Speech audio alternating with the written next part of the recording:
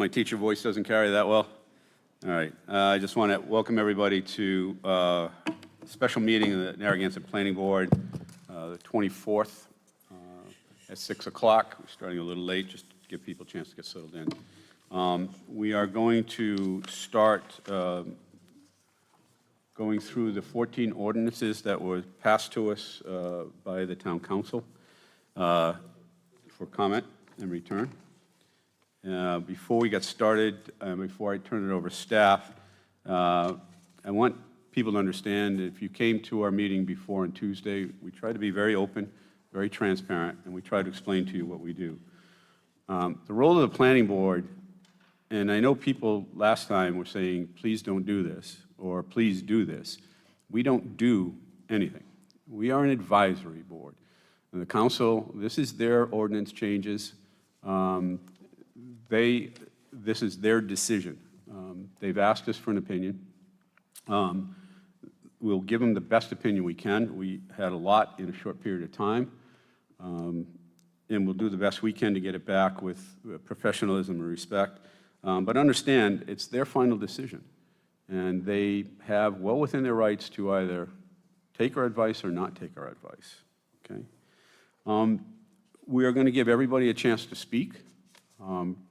Please understand this, that for some people this can be very emotional, and I would ask you to please try to be as professional and calm as you can about things. Just keep comments civil and to the point.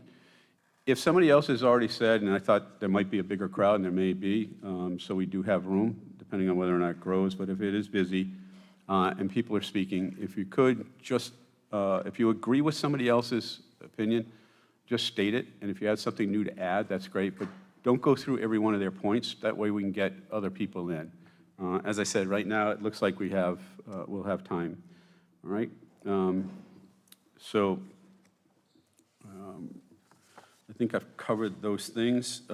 Understand, too, that we do not have the luxury of representing one person or a group of people. We are governed by law, and we have dictated that we address the health, safety, and well-being of all the residents of Narragansett equally, all right? And I don't have to say this to my board members because I have utmost respect to all of them, but so you understand, we have no choice but to leave our own personal feelings behind. We are governed by the law, and we will go that way. All right, I had one more thing. Oh, Steve, I had asked you to check, or encourage you to check with the Ethics Commission on whether or not there was a conflict. Did you get a letter from them? So I did contact them. The process is a little more onerous than you might expect. Oh, really? They have sent an email back that they'll begin an investigation, but from what I heard over the phone, Okay. unless I have a financial interest currently, which I do not, there is no conflict. Okay. Just before anybody tries to make a big deal of this, Steve and I talked about this ahead of time. I just asked him to get a preliminary so that there was no innuendo or thought or anything else, that everything is above board and out. On that note, yeah, we need to call roll, et cetera, right? I know we don't have our aide-de-camp here, but the secretary can do that. Secretary can. I think it would be a good duty for the secretary to do that. Yes, good evening. The secretary is off this evening. Heidi is Yeah. justifiably and deservedly taking the day off. So I can call the roll if you like. Thank you. Would you call the Sure. roll? Mr. Brady. Here. Dr. O'Neill. Here. Mr. Friday. Here. Mr. Callahan. Mr. DeSimone. Here. Mr. Chairman, you have a quorum. Thank you. I'm going to turn it over to the staff at this point. Hi, good evening, everyone. For everyone out there, my name is Jill Sabo. I am the planning director in the town. Thank you very much, Ryan. So we are going to, this is the first of a four-part series of going through the 13 zoning ordinance amendments and the one comprehensive plan amendment that was provided to us by the Town Council on March 3rd, 2025. So behind me, you're going to see the 4 dates and roughly the schedule that we're going to follow. I believe we talked about this last week, but just for everyone's edification again, we're going to try to get through each one of these subtopic, sub-agenda items. If we don't get through to it, we'll carry it through to the next day, but I don't plan on us jumping forward, pulling something from tomorrow night up to tonight. It's only if we don't get through it, we'll carry it down to the next day. So I want to go through, just before we start, thank you, and talk about what the law is and where you come down. And I have Mr. Craven here too, in case I get anything wrong. But essentially, it was a referral to town council, and so this board has 45 days. You have 45 days to respond.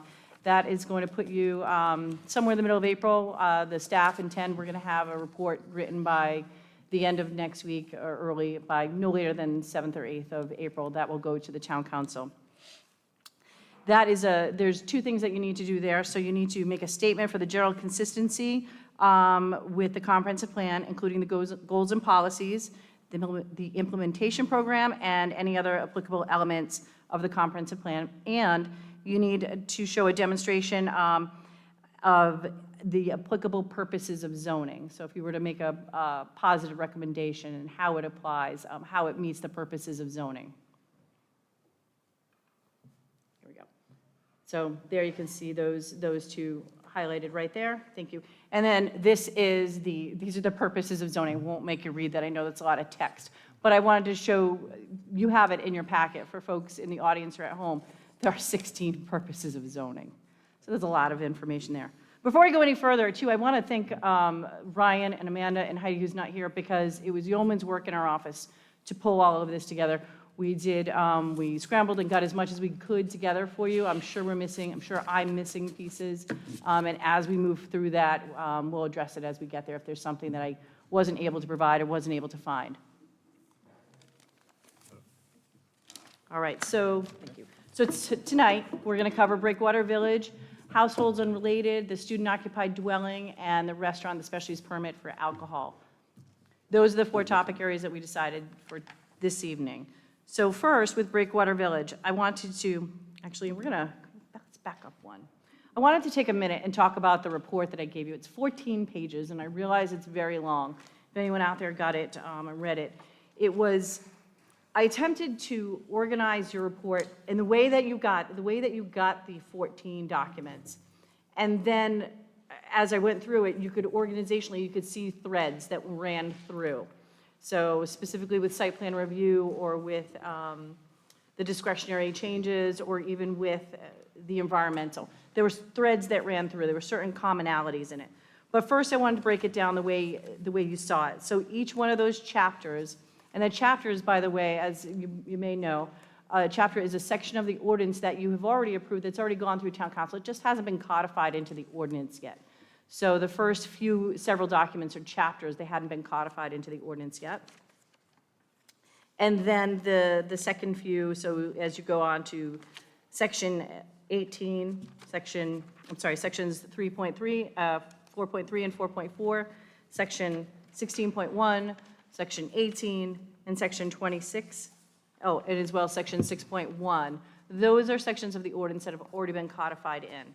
So when you read the report, you're going to see a synopsis of what changes were proposed in red line from the town council. The council gave us those documents, and there were, when you read the report, you can see there are red line edits where they told us to pay attention to those. Some of those are actually edits to formatting, which are not actually part of the ordinance. So I think when you read it, you'll see what I mean, and I did try to reference those as they come up. And then the second half of that is the organization. So as I mentioned, there were common threads that came through, and I wanted to break those down into those types of groups. So that was the household unrelated student-occupied dwellings. Those sort of seem to go together. They were definitional in nature, while they might not link in the sense of they don't have the same meanings, obviously. They are definitional in changes in text. Then there's the special use permit for beer, wine, and alcohol. That stands on its own. The environmental overlays and the comprehensive plan, because both of those do link together. The changes that are proposed in the comprehensive plan relate specifically to sections 4.3 and 4.4 of our zoning ordinance, which is the coastal and freshwater wetlands overlay and the coastal resources overlay. Then the next section is the bulk regulations. So that would be Breakwater Village, the discretionary changes that were recently made, the bulk and the FAR changes that were actually made in 2021, and the 2-family duplex changes that were also made in May. I And the last one, well, I already mentioned comp plan. So the last one is actually the site plan review process. And that is another one where those changes have a thread that runs through either the chapters or the ordinances. So I tried to bring all of those together. And I double referenced it so that if you wanted to look at site plan review, you could go back to those particular sections. If you wanted to look at a section, you could see what the change was.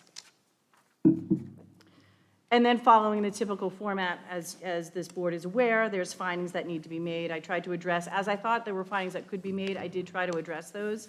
And if I thought findings couldn't be made, or if it was out of my purview, since you had already recently made findings on many of these items, I left that alone and left that up to the board. So that's for the comprehensive plan, as well as the consistency with the purposes of zoning. I gave you that laundry list again that I had behind me a minute ago, so you had it and you could review it.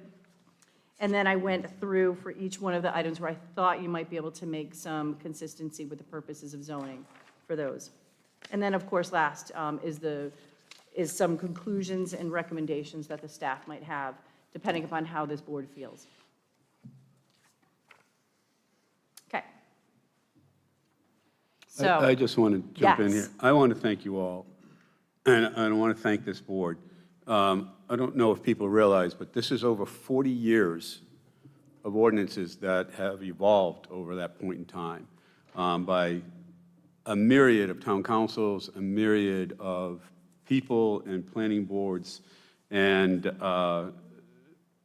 this was all given to us at once. So I applaud everybody here for the work they've been doing. So thank you. Thank you. So as we mentioned last week, the first one, I tried to pick the ones, again, that either didn't relate to anything else, and I could lump them together. Breakwater Village. I know there were, so Breakwater Village I have in the report as part of the discretionary, but I thought it could be called out separately because it's its own special district in the ordinance. It is already, it's already called out. It's already a special place that has its own section in our ordinance. And it's been that way since 2000, and then more recently in 2009, we made changes to it. So the changes that you see before you tonight, the amendments that are proposed by town council, they do a few things. They eliminate the FAR definition for Breakwater Village. It removes, so it takes the definition out. That's the first one you see. That's, I believe, that's section 1100. And then it also removes FAR in Breakwater Village, and it amends the dimensional regulations. So I provided you the information, again, between Amanda and Ryan and Heidi. We went back and tracked all that information down. So in your supplementary information, you're going to see that the Breakwater Village actually came to the town and asked the town for assistance and was supportive of FAR, was supportive of all of those dimensional regulations that are in section 4.8. I did have an opportunity to talk with someone from Breakwater Village today, and the short answer for those folks is they're not supportive of any of these changes until they have had an opportunity to vet them and review them. So just because they are their own special district, they do have their own review board, their review committee. I did want to have an opportunity. I'm not sure if anyone is here from the Breakwater Village community tonight. If they are, then maybe they have a different opinion, maybe they have the same. But I did speak with someone from the ARC today who said they were not supportive of anything. And we have never heard anything in our office that they were interested in changing FAR. So that's where we are. I tried reaching out to people through people, because I don't know anybody directly, and asked them to come. They said they would if they could. But what came back to me was they did not ask for this. So, because that's what I wanted. I wanted somebody here to tell me whether or not they asked for it, because if they asked for it, obviously it's a response to something they wanted. But they said they did not ask for this. So, okay? Okay, so that's where we are this evening. So 1100 removes some definitional changes for them for their FAR, and then 1800, chapter 1118 removes the FAR and changes their dimensional regulations. Okay. So I'm going to put it out to the floor for you folks to discuss. Not sure how you feel about that, but I know the village is not supportive at this moment. Yeah, I just want to qualify something too, because there seems to be this, I don't even know how to phrase it, but there is a group who are saying that FAR is illegal and that it does not follow state law, is not compliant with state law, I've talked to people at the State House because I was like, somebody changed something. And FAR is a tool that we can use. It is legal. And FAR is in the enabling legislation, yeah, yes. it's in the, thank you. It's in the enabling legislation, which I think also is an important thing to clarify here. That is something else I asked for. If Rhode Island has canceled the Enabling Act in the last few days, that is also something that has been circulated that we have to, without any choice, follow the state laws verbatim, every T, every I, every period. If you know anything about this formation of this country, we really may have come together, but it would have taken a while had it not been that the federal government or the formation of the federal government included the constitutional sanction and right of enabling, which allowed states to then adopt and adapt federal law to strengthen and better the communities. That has passed down through the policing acts within states to cities and towns. I was told by the Attorney General's office that has not changed as far as they know. Now, there are governing rules behind that. You just can't willy-nilly make stuff up. And two of the key things is you cannot weaken the law, and you have to stay with the intent of the law. Now, that is within content law. That is not procedural law. That you don't touch. So I just wanted to clear that up. Okay? All right. The way we conduct our business is I go through each member of the board and the staff to make comments, and then we'll open up to the public, and then I will give the opportunity for the staff, for the board and the staff to redirect. Okay? So, Doc? If the substance of discussion is FAR, and if it's legal, we certainly spent a lot of time and years, as did the community, in need of a tool like this to control the problem without it. So I see no reason to challenge it or to change it or to modify it. It is a tool that's working at this point in time, and there must be some, or maybe there isn't, reason why this is being challenged by certain members of the council. Okay. Rupert? Yeah, so, I mean, Doc was here through all of the discussions about FAR. Looking at the record, it seems like it has a pretty substantial amount of effort by both the folks at Breakwater Village and then reviewing it after a year or two and then applying it town-wide. And again, lots of effort in revising it again after a year or two. And in fact, the town council at the time adopted a moratorium because of the scale of buildings being built on, houses being built on small lots. So it seems like there's a lot in the record that was shared with us about why the FAR was adopted and what its purpose is. I guess I have a question, and I guess it's for council. As Ms. Sabo's memo notes, that the Chapter 1100 only strikes a portion of 6.4B, and I don't know if that was the intention. It seems like the intention was to remove the whole section, but don't know if that was a drafting error or if there was a reason to only strike part of it but not the rest of it. Since neither one of us were there when the council adopted this, I'd be guessing as well as you would.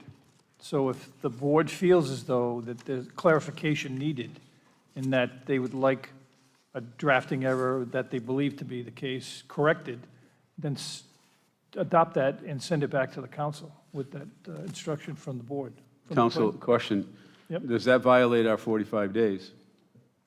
I don't believe so, no. You've got 45 days to get a report back to them and tell you what you, this whole process, Mr. Chairman, is for you to go up or down on whether or not they did the right thing. It's advisory in nature, but I for one, would advocate to the council that they consider everything that you folks discuss here because that's your function. And the legislature didn't create this for no reason at all. I say that probably because I'm part of the legislature, but Thank you. So, Mr. Chairman, Mr. Friday? Yeah. Section 6.4B was, that was part of the bulk regulations that took effect in 2021. And then in 2022, the planning board at the time said they'd come back in a year with revisions. They would see how it worked out, and then they would come back and make changes. And they did. They met with council. They presented their changes, their suggestions to council. Council said, okay, come back and make those edits. And then the planning board went ahead, and the result of that was Chapter 1100.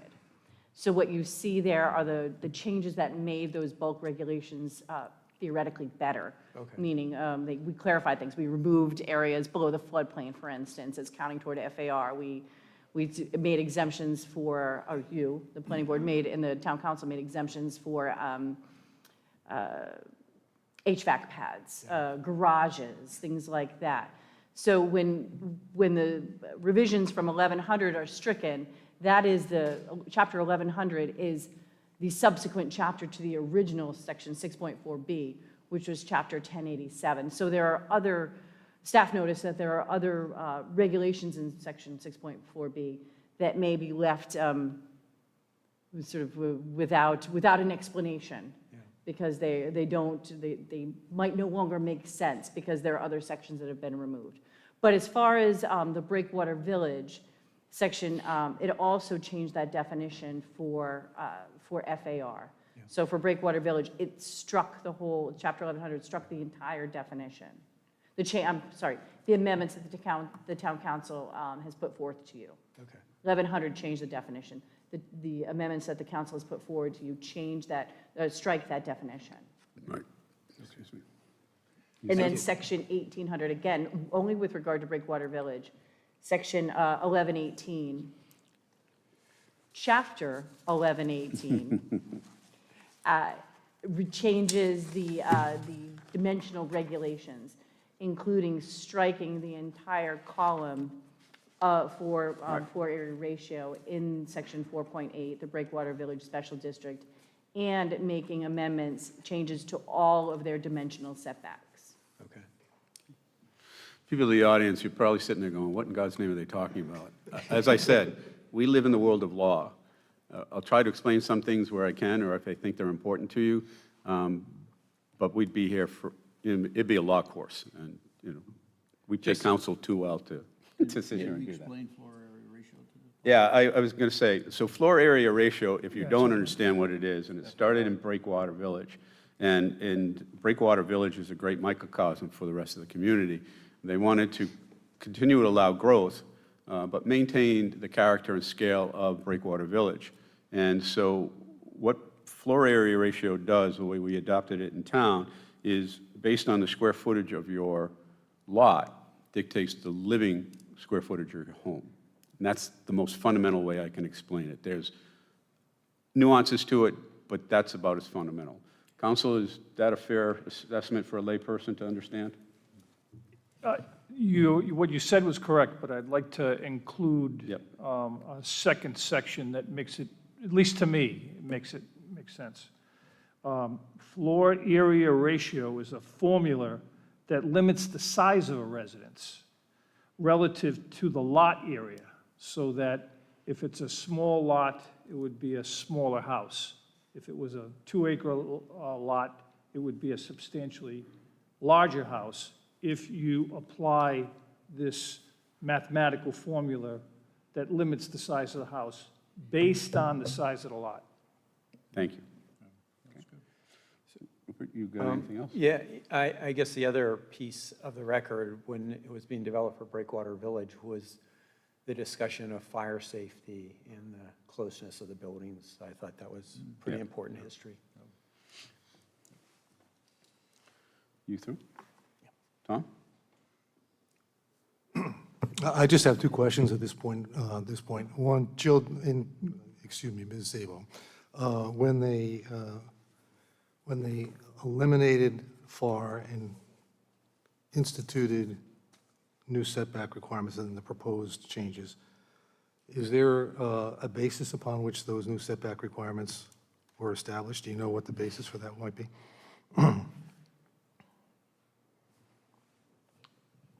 Mr. Callahan, are you asking if we received an explanation or a reason for the changes to Breakwater Village? No, I'm asking, the way I understood what you said, and maybe I'm misunderstanding it, is that they eliminated FAR for Breakwater Village. They're proposing that, correct? Right, and then in doing so, they had to create some new setback standards.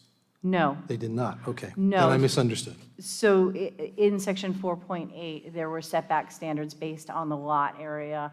There's a building height based on the lot area, so the smaller lots Okay. are smaller. That was all set up so that those dimensional tables, very similar to section 6.1 in our ordinance, are already established. So one of those columns, side yard, front yard, was FAR, floor to area ratio. They struck that, the proposed amendments strike that entire column. And then within those other changes, the front, side setbacks, the building height, things like that, they also made amendments to each one of those dimensional regulations. Okay, And I'm sorry, I keep saying they, but it's the document. right, the proposed, Correct. the proposal, okay. And then the second issue, just to be clear for the record, you've reached out, I guess, Mark, you've reached out to folks at Breakwater Village, and nobody's asked for this just yet. No one, they want to have an opportunity to see it. Let me ask you this, have we gotten any further information from the council since we met last week in terms of any further rationale for why they're proposing the changes beyond what was included in the memo that was their cover memo to the meeting that night? I have not received anything, no. Okay, thank you. Steve? Just a couple questions for staff. Well, maybe for you, Chair. Are we just talking about the Breakwater Village FAR Yes. right now? Right Okay. now, so Just what we've Breakwater done Village. is, this stuff weaves, but what we've tried to do is group it into things that everybody, the public and ourselves, can manage with the understanding that we have to get this report back within 17 days. Of course, I just was confused if we were talking about all the FAR restrictions No. that they removed or just No, Breakwater just Village right now. historically, Okay. FAR kind of rolled out of this.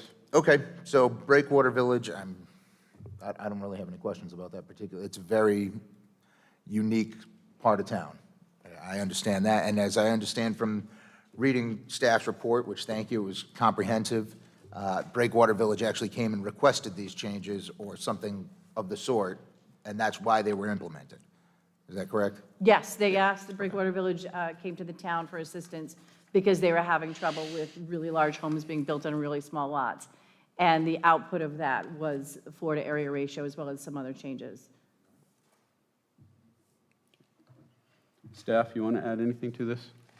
No, not at this time. I think we covered it with Breakwater Village. Okay. At this point, I'll open it up to the public. Again, we are just addressing the removal of FAR at Breakwater Village.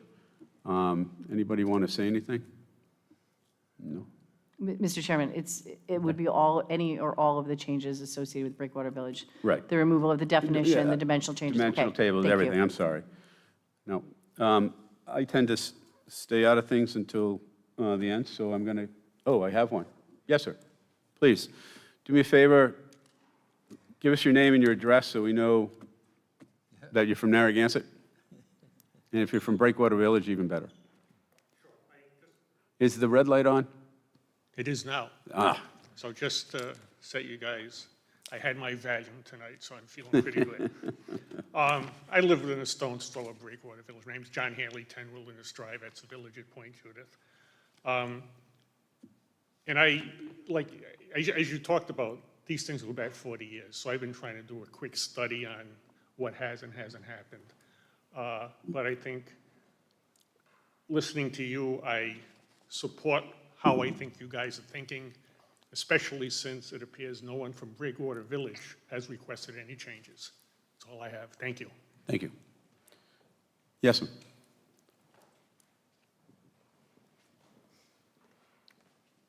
Good evening. Gail Scowcroft, on 19 Prospect Ave. It's very interesting to hear that no one from Breakwater Village has requested these changes. It's really puzzling to me, as a resident of another area of Narragansett, why this would even be coming before you. unless there are builders that really want to expand houses in this area. I mean, this took a long time to develop. It was a lot of thought and a lot of consternation during town council meetings and whatnot. So it sounds like this should be tabled, and it's yet one more puzzling bit of puzzling and concerning changes that this town council, which has virtually no experience, wants to make 3 months into their tenure. Thank you. Anyone else? Sir?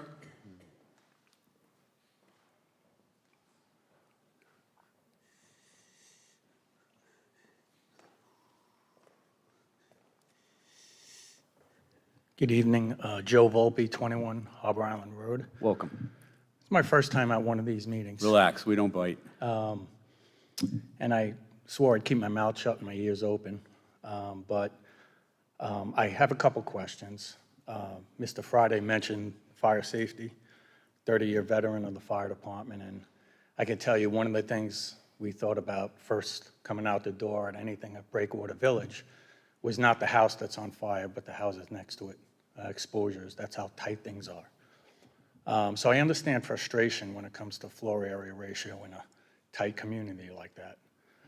But I don't think that some of the other areas in town should be ruled out. We're just focused on breakwater. I understand, but when I hear that, you know, the council is doing things that are,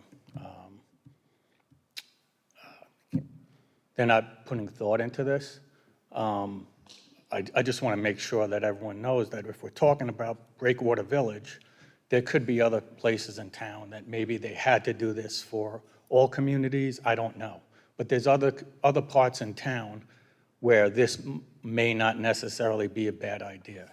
And the other thing I wanted to bring up is the buildability of some of these lots that are out there that I know the Crane report in the past had mentioned there's up to 90 lots in town that we can do something with. If it's all leading to housing, affordable housing, or year-round housing, you know, anything that we can do to make more lots buildable is something the town should be considering. I know floor area ratio is different. We're talking about, you know, a dormitory-style house on a postage stamp lot, and I don't think anyone wants to see a lot of those. But I don't want to, you know, specific to Breakwater Village, I don't want to rule out, I don't think we should all jump the gun if there are other places in town where somehow we can avoid the dormitory-style housing and loosen up some setbacks so that we can get more housing in here. That's all. Thank you. Anyone else? And by the way, folks, if you see me do this, I hold you to 3 minutes. If you're not repeating somebody else and it's brand new, I'll give you some rain, but Didn't you want to respond to him and say it is already in place all over town? Good evening, Mr. Chairman, members of the board. My name is Mike DeLuca. I live at 21 Middlebridge Road. And as you all know, maybe some people in the audience don't know, I spent a little bit of time, almost 19 years, working for you folks. And I had a bit to do with the development of the Breakwater Village Ordinance and several of the other ordinances you will be discussing. And I have written up some comments on paper that I'd be happy to share with you if you'd like. But I want to, Jill gave a great synopsis of the foundation of Breakwater Village and particularly the specific regulations that went into place for them. And I appreciated Mr. Craven's explanation, further explanation of what FAR actually stands for, because it's important to know that it's intended to be a proportionality regulation, one that works for every single lot that it's applied to. In the case of Breakwater Village, let me give you a little history. And the only person in this room that would know any of this besides me is Dr. O'Neill. You go all the way back to the 1960s. there was an FAR regulation in place for commercial development in this town. It was specifically put there to make certain that commercial buildings did not overutilize their land and force parking and other ancillary components out onto the street. That ordinance actually got eliminated when they rewrote the regulation in the 80s. But they did not eliminate the definition of gross floor area or the definition of floor area ratio. We changed definition of floor area ratio in 2009. But let me continue with the chronology. In year 2000, the planning board wrote an ordinance, assisted the Breakwater Village Association in writing a separate ordinance for their community. That area used to be zoned R10, and about 75% of the lots in Breakwater Village are not 10,000 square feet. So every single lot that people wanted to build on had to go through the zoning board process, and it ate up a lot of time. So the planning board suggested that we put in together a Breakwater Village regulation, and the homeowners association liked that idea, and they worked with us to do that. Moving forward, in 2008, from 2000 to 2008, there was no floor area ratio regulation. And there had been, in the original draft of the regulations, height limits based on the size of the lot. The height limits got taken out at public hearing by the town council in 2000. So in the subsequent 8 years, we saw a lot of really large houses going into Breakwater Village. And they did contact the town, and they did ask for assistance. I attended, in my capacity at that time as the director, a homeowners association meeting that was held at the community center in the summer of 2009. There was about 65 people there. And I did part of what's happening right here, I explained what FAR was. And I suggested this might work for you folks. I wasn't doing a sales pitch. And they came back to me and said, we want to do that, but we want to make sure that we have really strong support. So following that meeting, they did a survey of their own population, 171 units. I'm not sure how many people there were, but over 70% responded. And over 70% of them were supportive of putting an FAR together. That was when we got really serious and we wrote the FAR regulation. So you have vast and strong support within that neighborhood for the FAR regulation. They also were very supportive of some supplementary regulation, dimensional regulations that were added to that, such as, I got to find my spot here. The division of floor space between the first floor and the second floor, height limits based on lot size, which did go into place, and several other ancillary regulatory standards. So in my mind, it doesn't make any sense to eliminate the definition of gross floor area, the definition of FAR from the code. It does not make any sense to eliminate the floor area regulations from a neighborhood that wants them and has been living with them happily for 15 plus years. In regard to the regulations, the dimensional regulations, as Jill mentioned, the 15% adjustment was made to all of the dimensional regulations, side yard setback, front yard setback, you name it. And that was to respond to the modification law that was put into place in 2023, House Bill 6059A. So, so what happened here was that the town council agreed with the planning board to adjust the setback requirements by 15%, so that when you get the 15% relief, you would have the same exact setbacks as you had prior to December of 2023. So whether that is important or not to the Breakwater Village component, I would leave to you. We know that the setbacks in Breakwater Village are very minimal, and the fire department, fire marshal weighed in at the at the front end of this, back when we were writing the regulations, so that we could get the R10 zoning out of there. And also has weighed in over the years, as Dr. Neal would tell us, to make certain that houses are not so close to their side yard, their side property line, that the fire department cannot do their job. So I do think that it's important for this particular part of the regulation to be retained, and I will leave it at that. Thank you. Anyone else? Please come up. Again, we're only talking Breakwater Village, folks. Only have one quick question. Jill Lawler, Sarasota Avenue. Ms. Sabo, did we ever find out who wrote these changes? I know at the last meeting, Steve Ferrandy had asked if the solicitor here had wrote the changes. Did Mr. Craven, have you written these changes? Because we don't know where they came from. No, I believe they were written by James Callahan. James Callahan. Okay, thank you. Anyone else? Okay, Doc, redirect, anything? No. Rupert? No? Tom? No, I'm good. Steve? I've just got one quick one for Mr. Craven.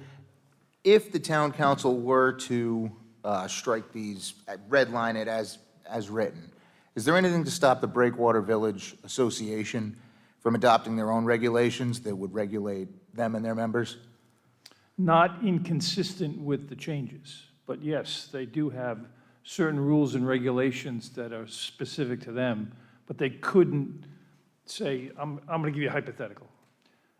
The council passes strike the FAR, and then they say, no, we're bringing it back. They could not do that on their own. Okay, thank you. Thanks. Okay.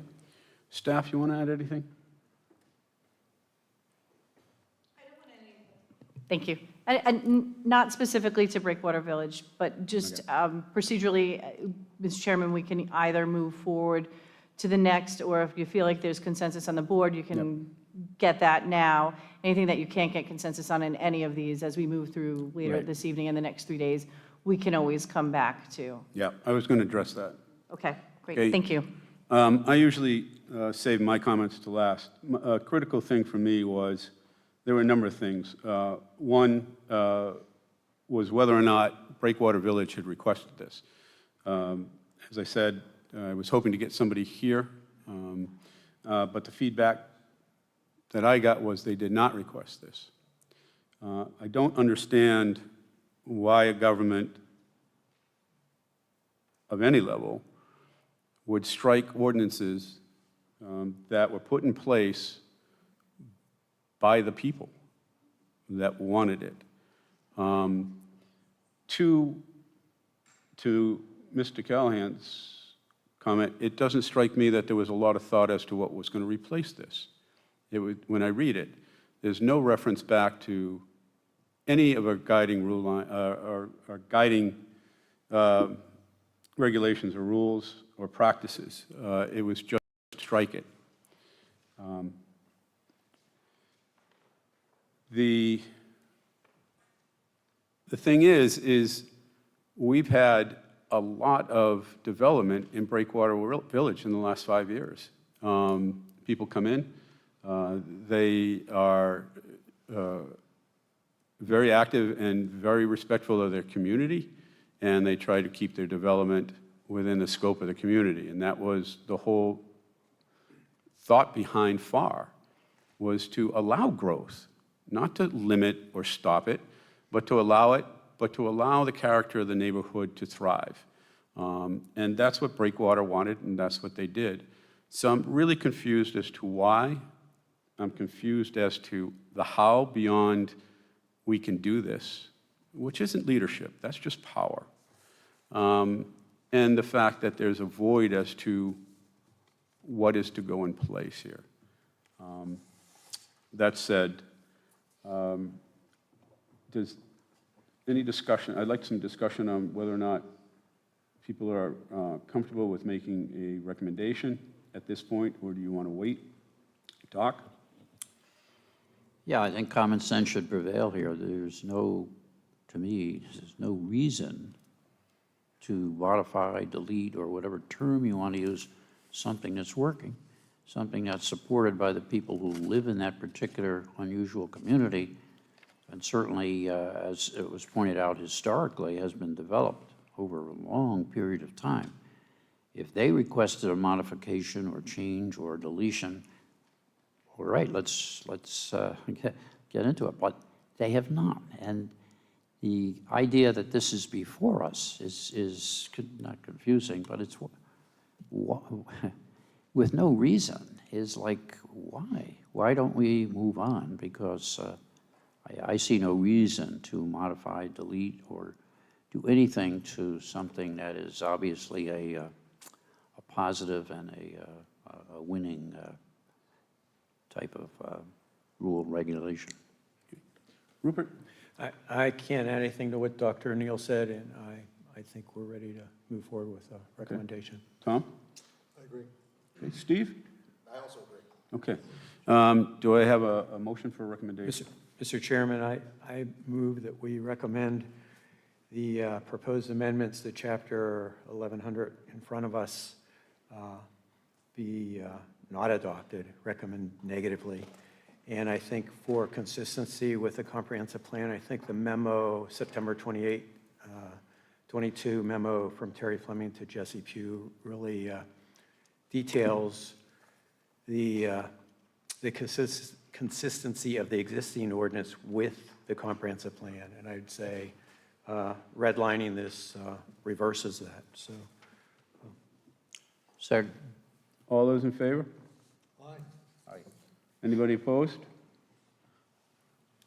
So we're moving forward. Ryan's writing like a fiend. Jill's looking puzzled. Yes, Counsel. One of the concerns is that the agenda doesn't call for a vote tonight. Oh, Well, That's not the concern, Mr. Craven. The concern is that this came down as one recommendation from the town council to you, and I believe there should be one vote going back. If Okay. the board wants to take a consensus, if the All right. consensus is that you don't support, we will make a note of that. But unless Mr. Craven is telling us we can take multiple votes, it's my understanding, one recommendation down, one referral down gets one recommendation up. Is that accurate? I think you can use the vote as a consensus. thank you. And then at the end of this process, you will make one recommendation vote. Thank you. Thank you. For those in the audience, this is procedural law, and you do not mess with it.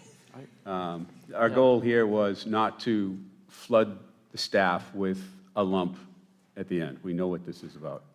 I think So- they know what you're leaning towards, though. So, okay. Yep. Yeah, I'm an older guy, I guess. I don't quite follow you. With this is going to be a single vote or statement from us for these, are they 14 or 19 things before us? You'll do it all at one time. Either you can agree with them and say, yes, this is a great idea, or you can disagree and say, we don't recommend that you do this. And But individual, Yeah, we can take them all individually, but we have to do it at one. At one vote. One vote at the end. so you almost, it's like if you reviewed a report and said up or down, and these are our recommendations. But what I preferred that you do is do it all at the same time. Yeah. but do you mean all 14 either up Yes. or all 14 down? I Well, you follow. don't, you will go through the process, Doc, and find out whether or not that is the case, Yeah. that some are up or some are down. And then we'll deal with it at that time as to whether it be one vote or two Construct the votes. motion at that time, so Yes. maybe 12 and 2 or 10 and 4. Okay. Exactly. Gotcha. So we can take a consensus.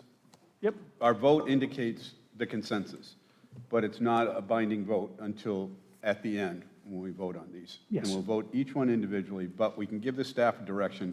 We can give them comments as to what we're thinking. That allows them at least to start formulating the report that's going to have to go back in one lump sum to the town council. And if people, at the end, if people have changed their minds on things or have things to add, certainly allow that and encourage that. Okay? All right. Jill, you want to go on to the next item? Sure. So the next one I thought we could take is households and unrelated. And let me just get to my notes real quick on that. So with the household and unrelated, so You can see the chapter there, it's chapter 1119, and the proposal that's before you amends the definition of household to mirror state law. I want to point out that there is already an ordinance in a public hearing before the town council with a definitional change to household, which also complies with state law.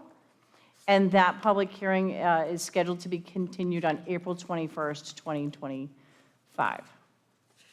So this is another change to the same definition.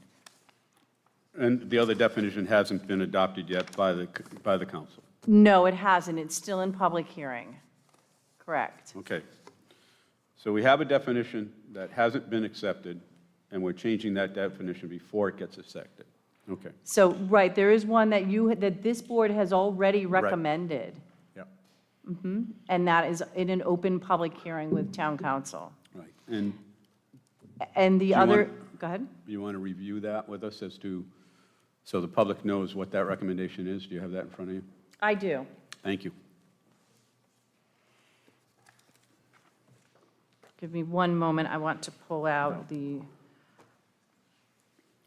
change. My concern with these two are examples, and I hope it clarifies as we go, but the lack of thought that going into these, it just seems glaring. And it's frustrating because we need to make a decision on these. Bear with me. No? Okay, so the definition, which would you like first? The definition that you have recommended? The one that we recommended that hasn't been decided on, and then the one that is now being proposed. Sure.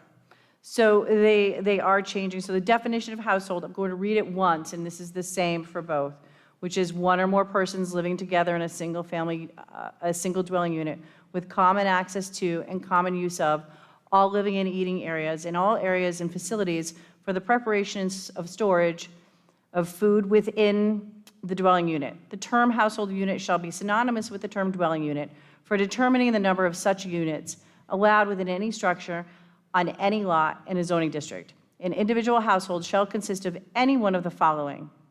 A family, which may also include servants and employees living with the family, or B, and this is the difference. The current definition is a person or group of unrelated persons living together. The maximum number shall be 3 persons. That's the current definition. The proposed definition that this board has recommended is a person or group of unrelated persons living together. The maximum shall be 1 person per bedroom and shall not exceed 5 unrelated persons per dwelling. The maximum number shall not apply to NAR certified recovery residences.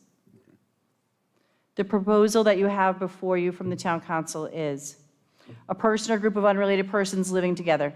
The maximum number shall not be less than 1 person per bedroom and shall not exceed 5 unrelated persons per dwelling. The maximum number shall not apply to NAR certified recovery residences. Okay. All right. Dr. O'Neill? Yeah, Oh, can I just, I'm sorry. Thank you. Absolutely. Pardon me, Dr. O'Neill. Okay, not- so the other part of this is that, lost my changes again, is there is an addition, which was contemplated by this board in the summer, but was not included, which is a new definition, adding a definition of unrelated persons. And so that is an addition in this ordinance. So if you turn your page, you'll see that unrelated persons, 1 or more persons who are not related by blood or by marriage or by legal adoption. That is a new text. Can you repeat that one more time, please? Unrelated persons, 1 or more persons who are not related by blood or by marriage or by legal adoption. Okay. All right. So, yes. As to what went forward in the... I'm sorry. Is that the same definition that went forward from us in... No, this board did not recommend a definition for unrelated persons. It was advised at the time that it was questionably, and I believe in my report, I suggested that maybe you get a legal opinion on that, because it was one of the questions when we went forward in July. Well, we could be here for a long time if we want to talk about history and the whole conversation about students. And the former chair was a URI student. Mike was a URI student. Well, we're not doing, right now, we're doing households and unrelated. Households and unrelated, we're not to the students then. Mr. Chairman, I thought you just talked we could do all three at once if you prefer. I would like to try to keep things separate if we Okay. can. Fine, unrelated persons is fine by me. So, my sense about this whole topic is the number of unrelated in a household directly impacts the seasonal and short-term rental investors. So the financial incentive to convert single-family homes to rental properties and not housing families in the area's workforce. In my mind, there's a financial threshold between 3 and 4, but that's not really before us. I think the definition we had sent to the council for household, I think works better. The definition in this red line really is just the enabling legislation language. It doesn't really set a standard. It says shall not be less than 1 person per bedroom. Doesn't say it can't be 5 people per bedroom. And then the definition that's in front of us for unrelated, and my understanding is we needed a definition for unrelated because of the court decision that found the definition of household unconstitutional because there wasn't a definition for unrelated. I'm not sure if I got that right, but it seems like there was a court decision related to that. But, There was. yeah. But the one in front of us, I think, doesn't work. 1 or more persons who are not related by blood or by marriage or by legal adoption. Related by blood, I have some Irish in my ancestry. I don't know how much of that's in my blood, but it seems like there's what threshold there is related by blood. It seems pretty undefined. So, Counsel, you look like you want to say something.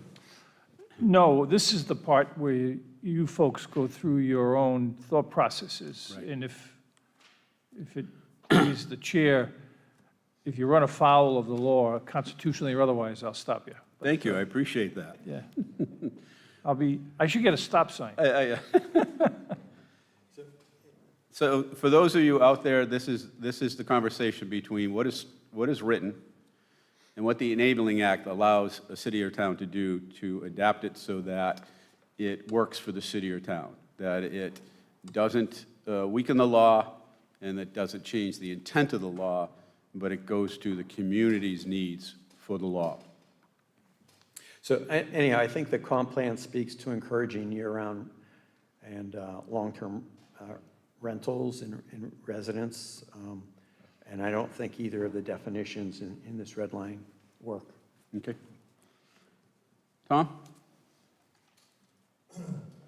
No, I think Rupert nailed it on that. I just a question that occurred to me while I was reading the definition of unrelated persons. If you had a family where an individual, 2 individuals were serving as a guardian or a foster parent, Thank you. I'm not sure exactly how this definition works for them. And I'm sure there might be other examples, but that's kind of the 2 that jumped right out at me. Thank you, Tom. My thoughts. Good point. Steve?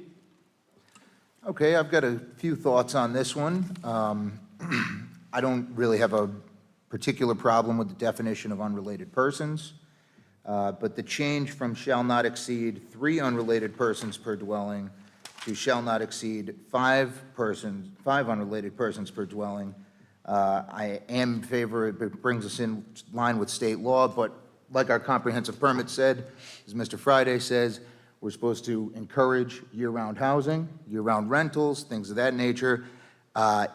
In the documents provided here, we do have the number of rentals in 2020 at 1,212, 479 of them being four-bedroom, 369 of them being more than four bedrooms, which by my math takes 842 at least bedrooms off the rolls, which decreases the supply of available bedrooms, which we know the demand wasn't decreased. So what it's done is it's increased the number of seasonal rentals to meet that demand. So I think by reconstituting this up to 5, it's going to increase the supply of seasonal bedrooms, and thereby, maybe we can get some of those houses to rent year-round instead of seasonally. And that's all I have on it. Thank you, Steve. Staff? We have no comment. Thank you. I have a couple things. One, to go to the statute that says no less than 1 to a max of 5, no less than 1 per bedroom. That means a 5-bedroom house, a 1-bedroom house can have 5 people in that house. Now, you sit there and laugh and say, okay, Brady, who the hell is going to rent to 5 students for the year? Probably nobody, if they have any sanity. Having been a student and living in Great Island, I still apologize to those people. But if you have a weekend bachelor party and you can maximize that rent for the weekend, and there are issues, the police are handcuffed because you are within the law. I think the proposal that came out, and this is the same thought process then, was that 1 person per bedroom to a max of 5 is the intent of the law. It stays within the intent and strengthens it. I will disagree with some of the comments here as far as 5 to a household. I have 45 years of land use planning. I started a consulting company when I was 22, working for developers. I appeared before Congress when the Navy wanted to come back to Newport. I've been sworn in as an expert witness between courts, zoning boards, planning boards, et cetera. I can tell you from professional experience that the highest and best use for a piece of property in Narragansett is not industrial, and it's not commercial, and it is not residential. It is a rental property. And when you look at 5 persons, and you look at the other things that are proposed in a comprehensive ball, it is to maximize buildings on lots, regardless of size, to maximize 5 bedrooms, because that's what the state allows, and that maximizes the rental. If you look at the cash flow and the return, the only reason for building a 5-bedroom house is for the cash flows. And I work for builders, so I have a great deal of respect for them. So this isn't anti-builder or anything. I'm just telling you the facts. I've been contacted by 2 former clients of mine who are looking to come into Narragansett. They're from Massachusetts, and they're waiting for these things to come through, and they will come in. So what's going to happen? The council has put this forth that this makes available new housing. Maybe. I mean, we don't have a huge amount of empty lots. But at 5 bedrooms, that investment, a small percentage are going to be single-family homes. So what's going to happen is you're going to have investors bidding for lots, more likely buying up property, knocking down and rebuilding. You're going to accelerate the cost of homes in Narragansett. You are going to widen the gap between affordable and market value. In fact, some of the proposals that are in this would actually eliminate any of the leverage that the town has with builders in negotiating for affordable housing. You essentially eliminate affordable housing from the conversation. You can sit there and say, yeah, we're in favor of it. That's great. And you can put it in anything you want. But the market is going to decide. You cannot force anybody, and I will defend to the death any person's right to rent their home. You can't dictate that. You can negotiate it, but you cannot dictate it. So I have a problem with that definition. Second, and Tom, I thank you because this has been bothering me from day one, families are not defined traditionally anymore. We have all kinds of families. And by narrowly defining what a family is or what a household is, you exclude things like, foster parents, cohabitation, a lot of different family dynamics that I don't think any government at any level should be dictating. That's up to the individuals. Those are my comments. So, open it up to the public. Again, we're talking about households and unrelated persons, okay? Sir?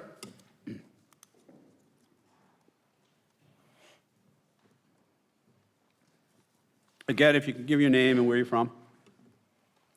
John Hanley, 10 Wilderness Drive. I think one thing that wasn't really mentioned when you were talking about the pending household change that's in the middle of a public hearing right now was that what was put in that public hearing, advised by this group with the exception of Mr. DeSimone, I think, was in response to what you all called what the state law required us to change. So it seems to me, the ordinance on the books, which was 3, when you gave your advice, you said, okay, it can be up to 5, but no more than 1 per bedroom, consistent with the state law, your recommendations. Mr. DeSimone, your logic, I think, is faulty, and I gladly have an off discussion with you because it's opinion. It is not fact. It is not backed up by anything except what you might think. But you did bring up the data from the planning board in 2020, which basically said there were 479 4-bedroom homes for rent. The number of 1, 2, and 3-bedroom homes for rent totaled 1,212. For sake of argument, let's assume that those 1, 2, and 3-bedroom were all 3 bedrooms. If this body says to the town council, we agree with you, that means we can expect 2,903 more individuals renting in these houses than we have now. 2,903 more. So I think that opens the town once again to all the outside interests, stuff as many people as possible into their rentals without regard for quality of life or basic fairness in this town. And that's only on the unrelated. And believe me, I really don't like getting up here to speak, but this is so gut-wrenching that I'm putting myself forward. You're doing well. You're carrying yourself well, sir. Anybody else? Mr. Frenti, please state your name and where you're from. Hold on, I got to set my clock. You didn't use this whole time, so. Go ahead. Stephen Ferrandi, 44 Sylvan Road, Narragansett, Rhode Island. Thank you, board members and staff. I don't know if I can explain it in 3 minutes or not, but I'm going to do my best. The unrelated ordinance is nothing new in Narragansett. We were arguing it since 1986 or 7 when it was in. And we've had court case after court case. But the original tenets of the unrelated law was based on a federal lawsuit that the court ruled in favor of the Village of Belterre versus Boras. And it was, Belterre is a little small town in Long Island next to I believe it was next to a college community. And that passed muster and was held up by the law. So lo and behold, we were arguing over the number of 3. The state said you couldn't say less than 3. That was the minimum amount of unrelated people. Didn't have a maximum. Most towns had 3 unrelated, 70%, 75%. Some had 4, the highest one was 5. So lo and behold, that was the law of the land at that point. Supreme Court vetted early 80s. and there was many lawsuits from the original one with that.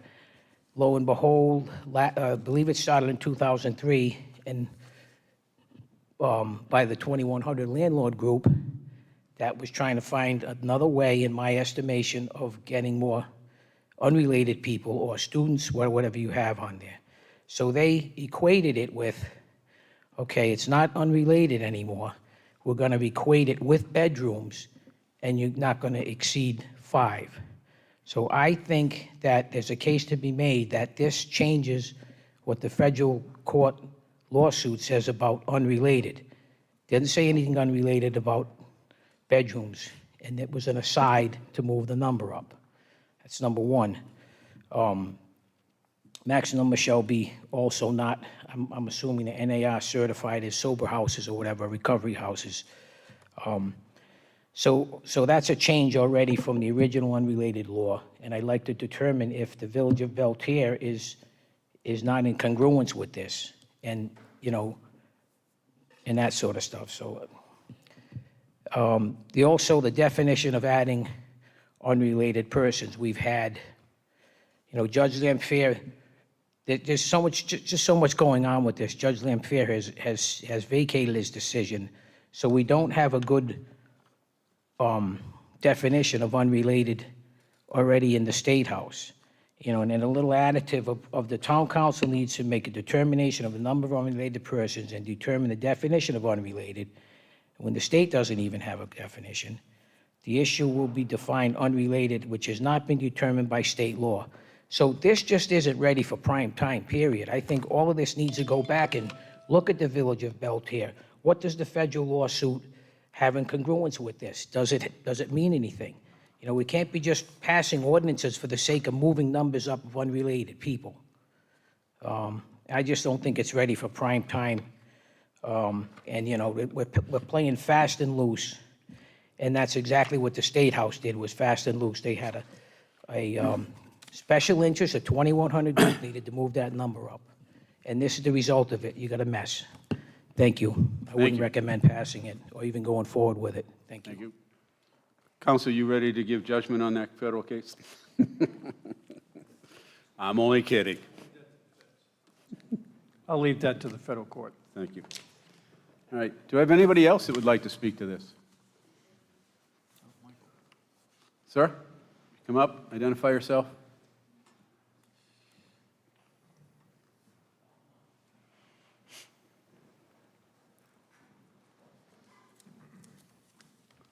Good evening, Mr. Chairman and members of the Planning Board. I'm Mike DeLuca, 21 Middlebridge Road.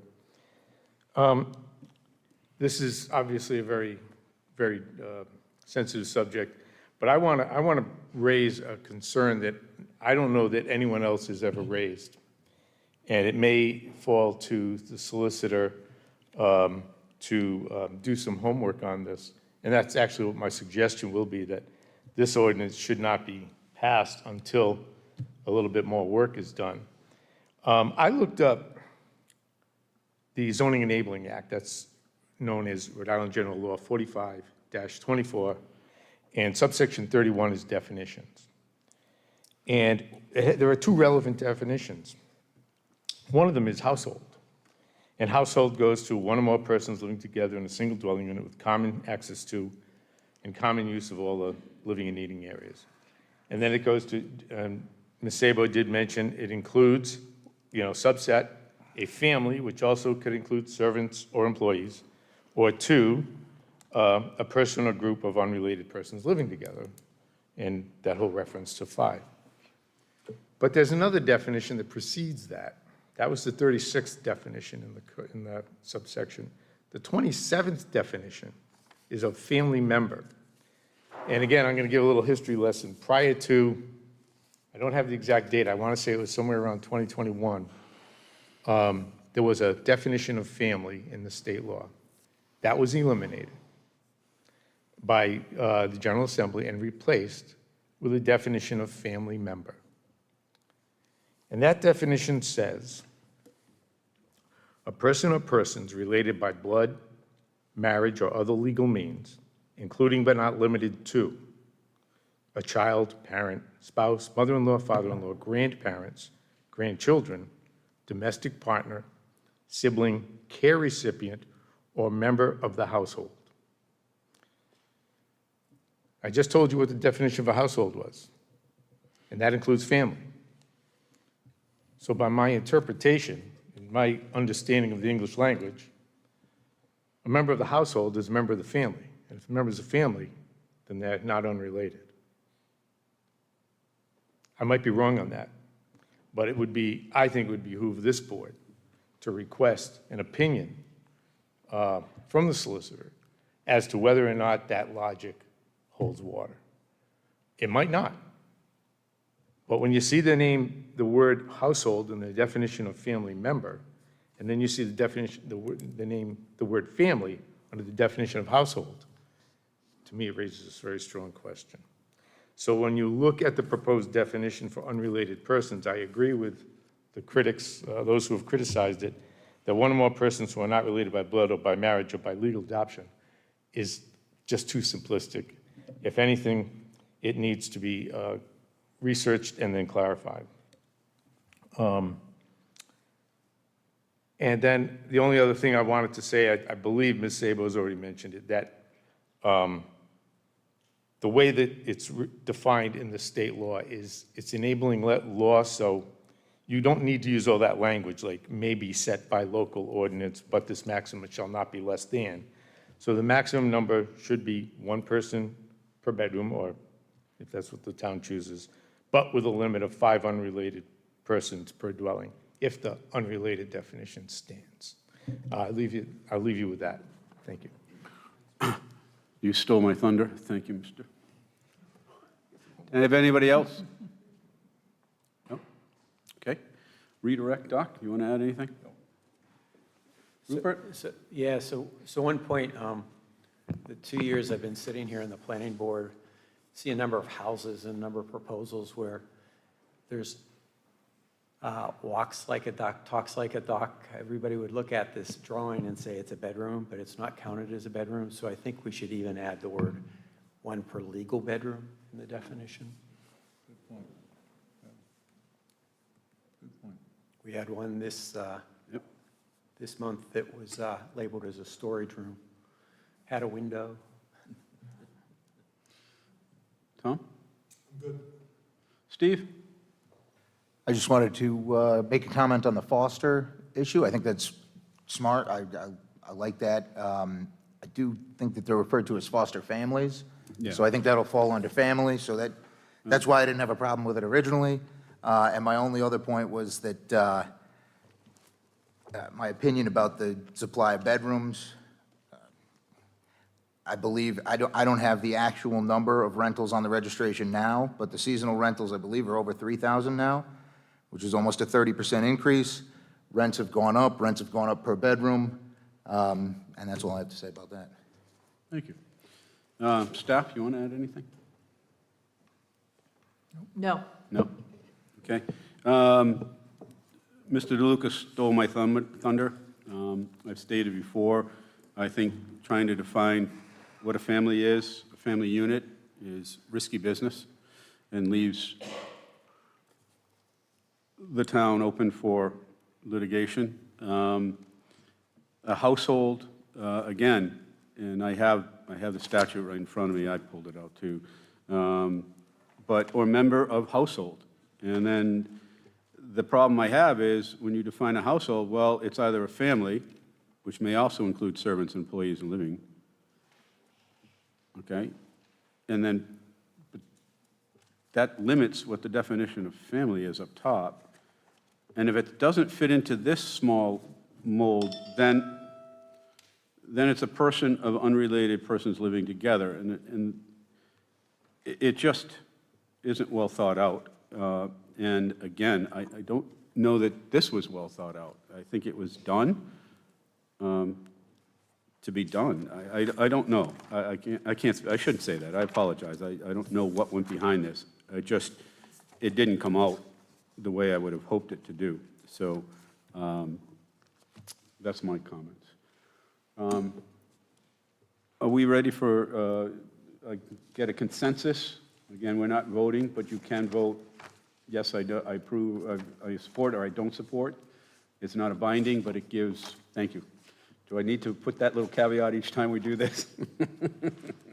Wouldn't hurt for the record. Okay, then I will do it. Dr. O'Neill?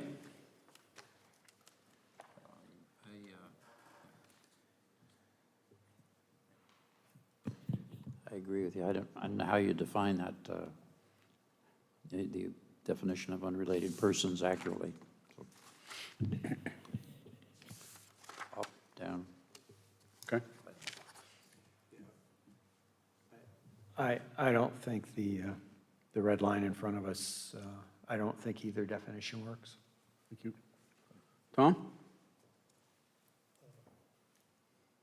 I don't believe either definition works as it's currently drafted. The board may or may not want to recommend on the definition of household in line B that that language be changed to not more than instead of not less than.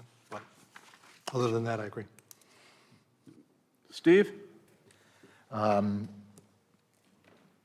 could see neither definition, the one that's up now or this one is great. I agree with that. But otherwise, I do like the change to 5, I guess, unrelated persons per dwelling. Okay. I can't support it as constituted. I think there's, oh, I'm sorry. Oh, you finished? Okay. You said, Steve? I'm sorry, I didn't mean to step on you. No, you didn't. I'm fine. Tom Okay. had a question. All right. He was confused by my verbiage. Steve, you haven't been on this board long enough to start talking to yourself. It comes naturally, believe me. I've expressed my issues. I think just in looking even at the house definitions, I think there are some contradictions within and inconsistencies with the two definitions. I think not less than one leaves it wide open for abuse. And I want to make really clear here, this isn't, there are very, very, and in fact, I would tell you the majority by a lot, like 99% of landlords, developers, and builders here are fabulous. They take pride in the town. They are committed to the town. They take pride in what they do. And typically laws and regulations tend to try to regulate those who are already following the things, unfortunately. So I would say no more than one per person, per bedroom. I think legal definition of a bedroom, legal bedroom is key.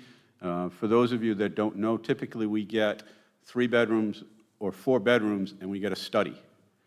And the windows are access windows so that it could eventually be converted into a bedroom very easily. Or we get storage units where, again, you have a window that's accessible, and that's what the law requires. So I just think it needs to be tightened up. I don't think it was ready to come forward. And I would recommend, if we have some recommendations that we could give as guidance, that would be terrific. And if people could come back with that, that'd be super. But I'm not ready to support this as written. Staff, we kind of gave you our wherewithals. Sure, so I just want to be clear that the consensus is that none of you support the unrelated definition or the proposed definition of household that came down. Correct. Okay, Yes. thank you. Okay. All right. Jill, you want to introduce us to our next one? Yes. So the next one is student occupied dwelling, so that's chapter 1109.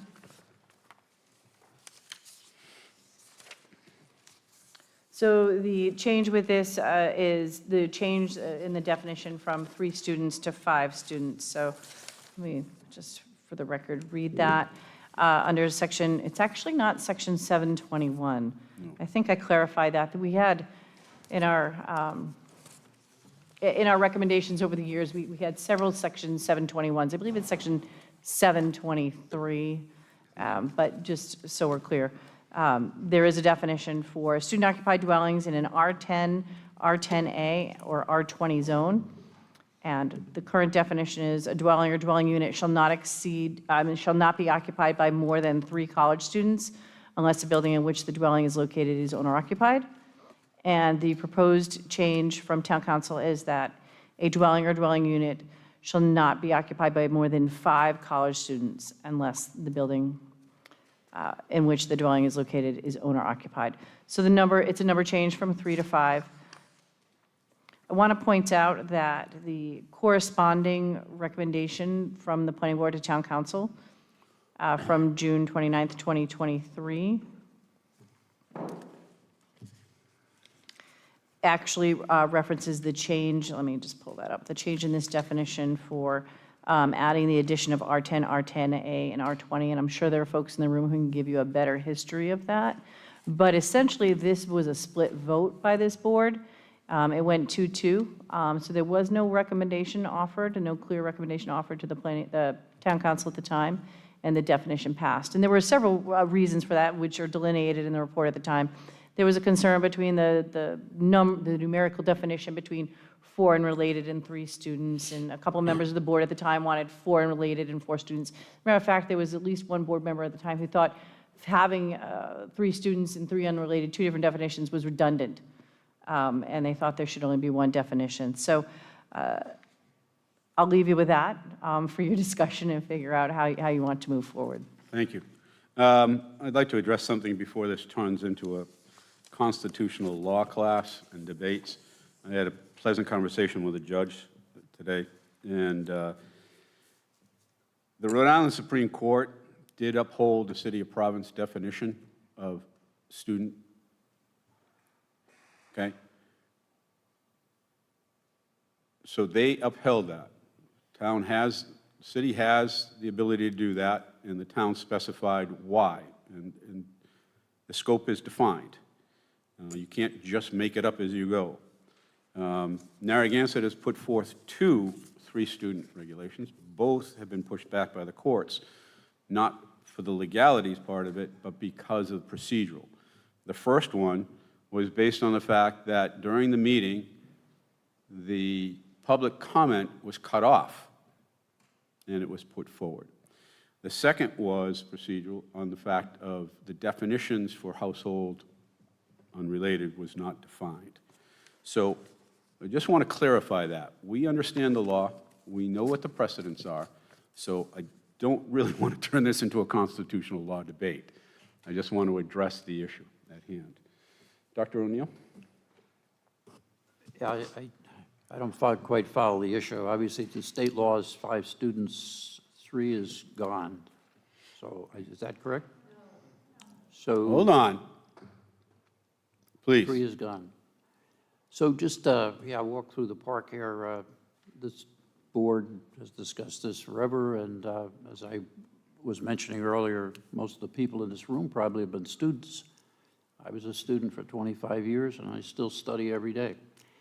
But the idea of confronting the person at the door and having them prove they're a student or they're not a student, and to clarify that number of 5 when you have 9 cars out there all the time, it comes down to enforcement, and we've discussed that publicly again and again.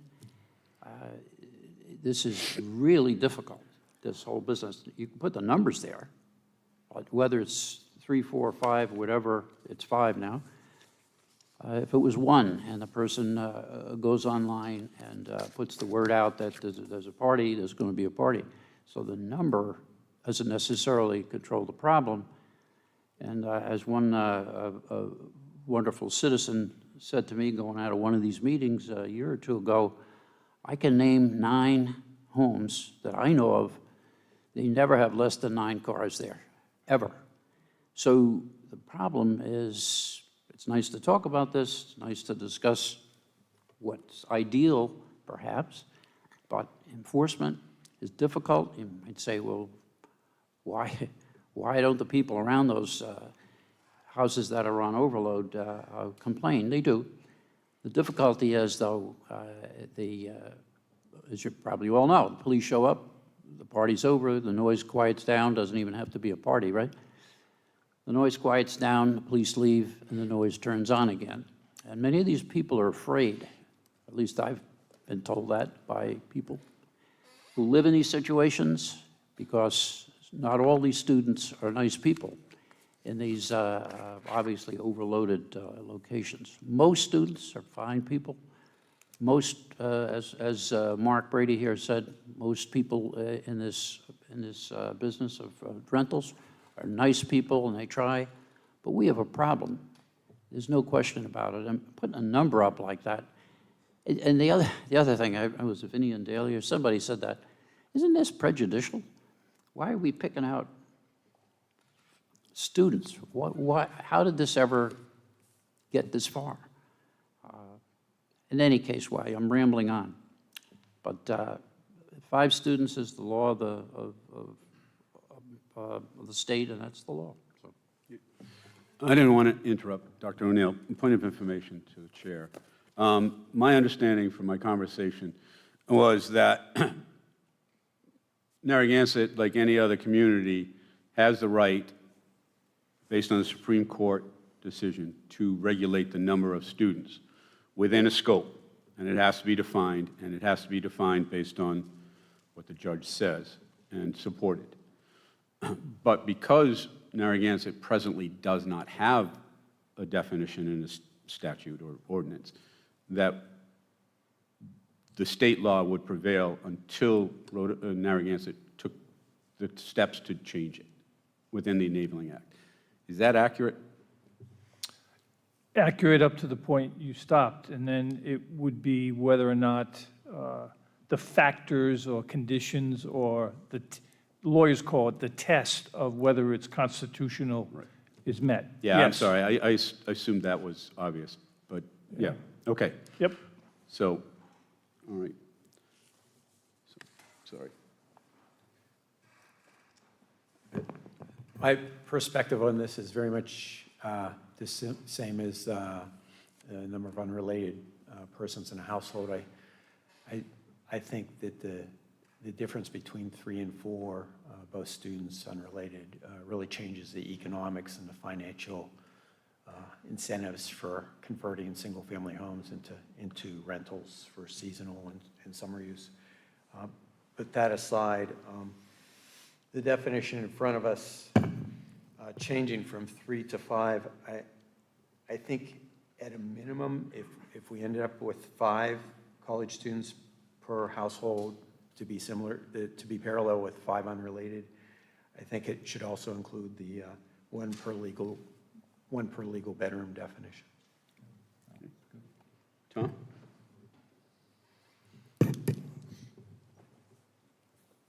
When I looked at this, I was struck by the following, and it's kind of off-the-wall thinking, and I'm kind of curious about it anyway. We regulate density in buildings on the basis of the size of the lot. We regulate density in occupancy of buildings by the size, by what zone they fall in. And that just struck me as kind of that addition that came through in the last amendment from the town council that limited the application of this ordinance to R10, R10A, and R20 seemed to be at odds with many neighborhoods in Narragansett where there are R80s, but substandard, just littered with substandard lots below 10,000 square feet. So I have a little different perspective on this one in terms of whether I think the application of this ordinance would be better implemented if it was implemented townwide rather than narrowly to those zones. Steve? All right, I'm going to shock you here. My comments stand from the last 5 unrelated. I'm in agreement with Doc and Rupert and Tom that this seems, I don't know if all of you said it, but it seems redundant. I think the unrelated kind of takes this. It also takes care of the zoning issues that you have with it, because that's not in the unrelated. So, I mean, I don't love the change. I'd rather see the whole thing taken out, but that's not what they're asking us about. So I guess if I have to say up or down, I'm fine with it becoming 5. At least it's consistent. And I only wanted to add one more thing, that in areas with septic systems are designed counting 2 people per bedroom. So do with that as you will, but, so the 1 per bedroom, I don't know. I like the 5, it keeps the numbers down, and Doc's right, I'm a little closer to partying age than he is, but I've been to plenty of parties where there was only 1 guy renting the house, and we had a good time. So I don't know if that's gonna stop it, so that's all I got. My perspective is this. Without a town ordinance that has been passed and supported by the courts that says 3 students, we are in a void. And the law is clear. We have to look to the state law. Am I correct in that, Counselor? Yes. Thank you. So until time that we have a town council who can put together an ordinance and get it enacted and then get it past the courts, I think, and believe me, not thrilled to say this, folks, I've been mulling this over for 5 days, I don't know that we have much choice but to go with the state law until such a time as the town changes it. The court decision was very clear. Students are not a protected sector, and so this is very legal, but we tried twice, and it hasn't passed both times, procedurally. Not because of the law, but procedurally, and it needs to be adjusted. I would say that I think it needs to be strengthened to 1 per bedroom, a max of 5. And I think it should pertain to legal bedrooms, and I think it pertain to full-time students. I'm a student. I'm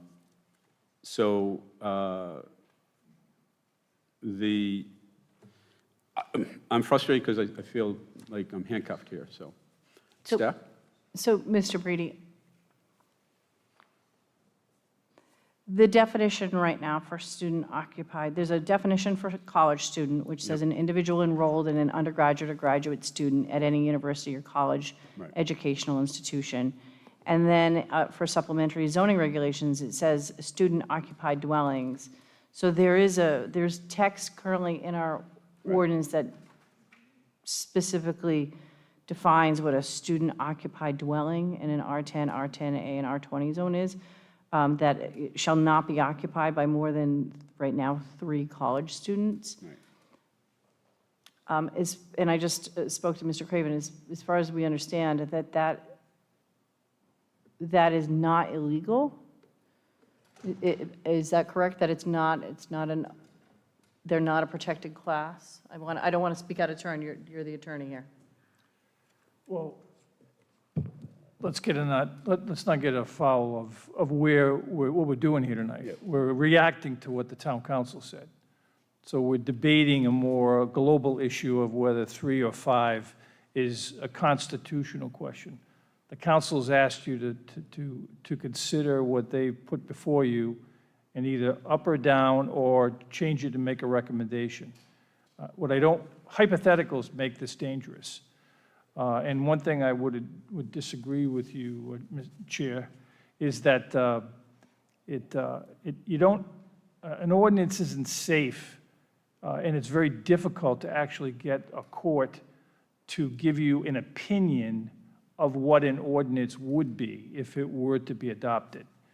I know that. They're reluctant to do that. Yeah. So if we pass something, which we have to do, then the courts, if someone chose to bring it to the court, would then react to it there. Right. And we would be left, or maybe as your legal counsel, I would be left to advise you, I believe this is constitutional, I believe it meets the criteria of what prior decisions of the court, particularly Judge Lanfear's most recently, and then suggest that you can go forward with it and we see what happened in court. But I would stay to, the council's asked you to react to 5.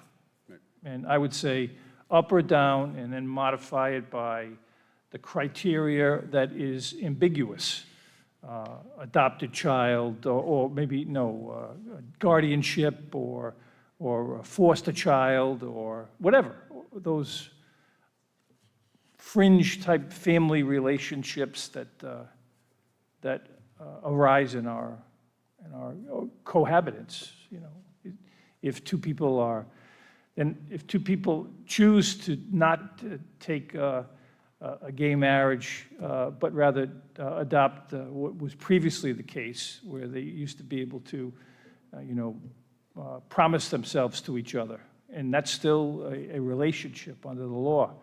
And I think the notes that I got from James Callahan, who wrote these ordinances, specifically said in his notes to me that he thinks that unrelated persons, the definition of unrelated may need more detail, but this is a beginning. So he's suggesting as well that your comments would be appropriate and helpful. Okay. But, so clarify, Yep. based on the fact that, and Jill, I knew what that said, I just wanted to get it on the record. I play Mickey the Dunce sometimes. My understanding at this point in time, we don't have an ordinance that defines 3 students to a dwelling. Am I right in that?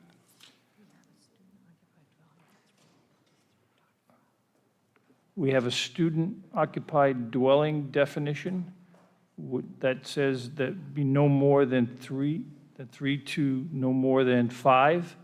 And then what we're considering now is a different section, Section 7.21, which is requesting a change from 5 to 5.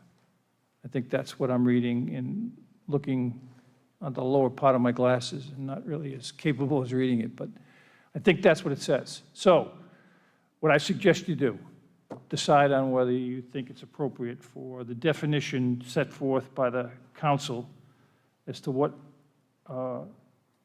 unrelated persons are, and then define it by 5 or more, I mean 5 or less. So I think we've gone past that. My understanding is we're working on 3 students versus 5 students.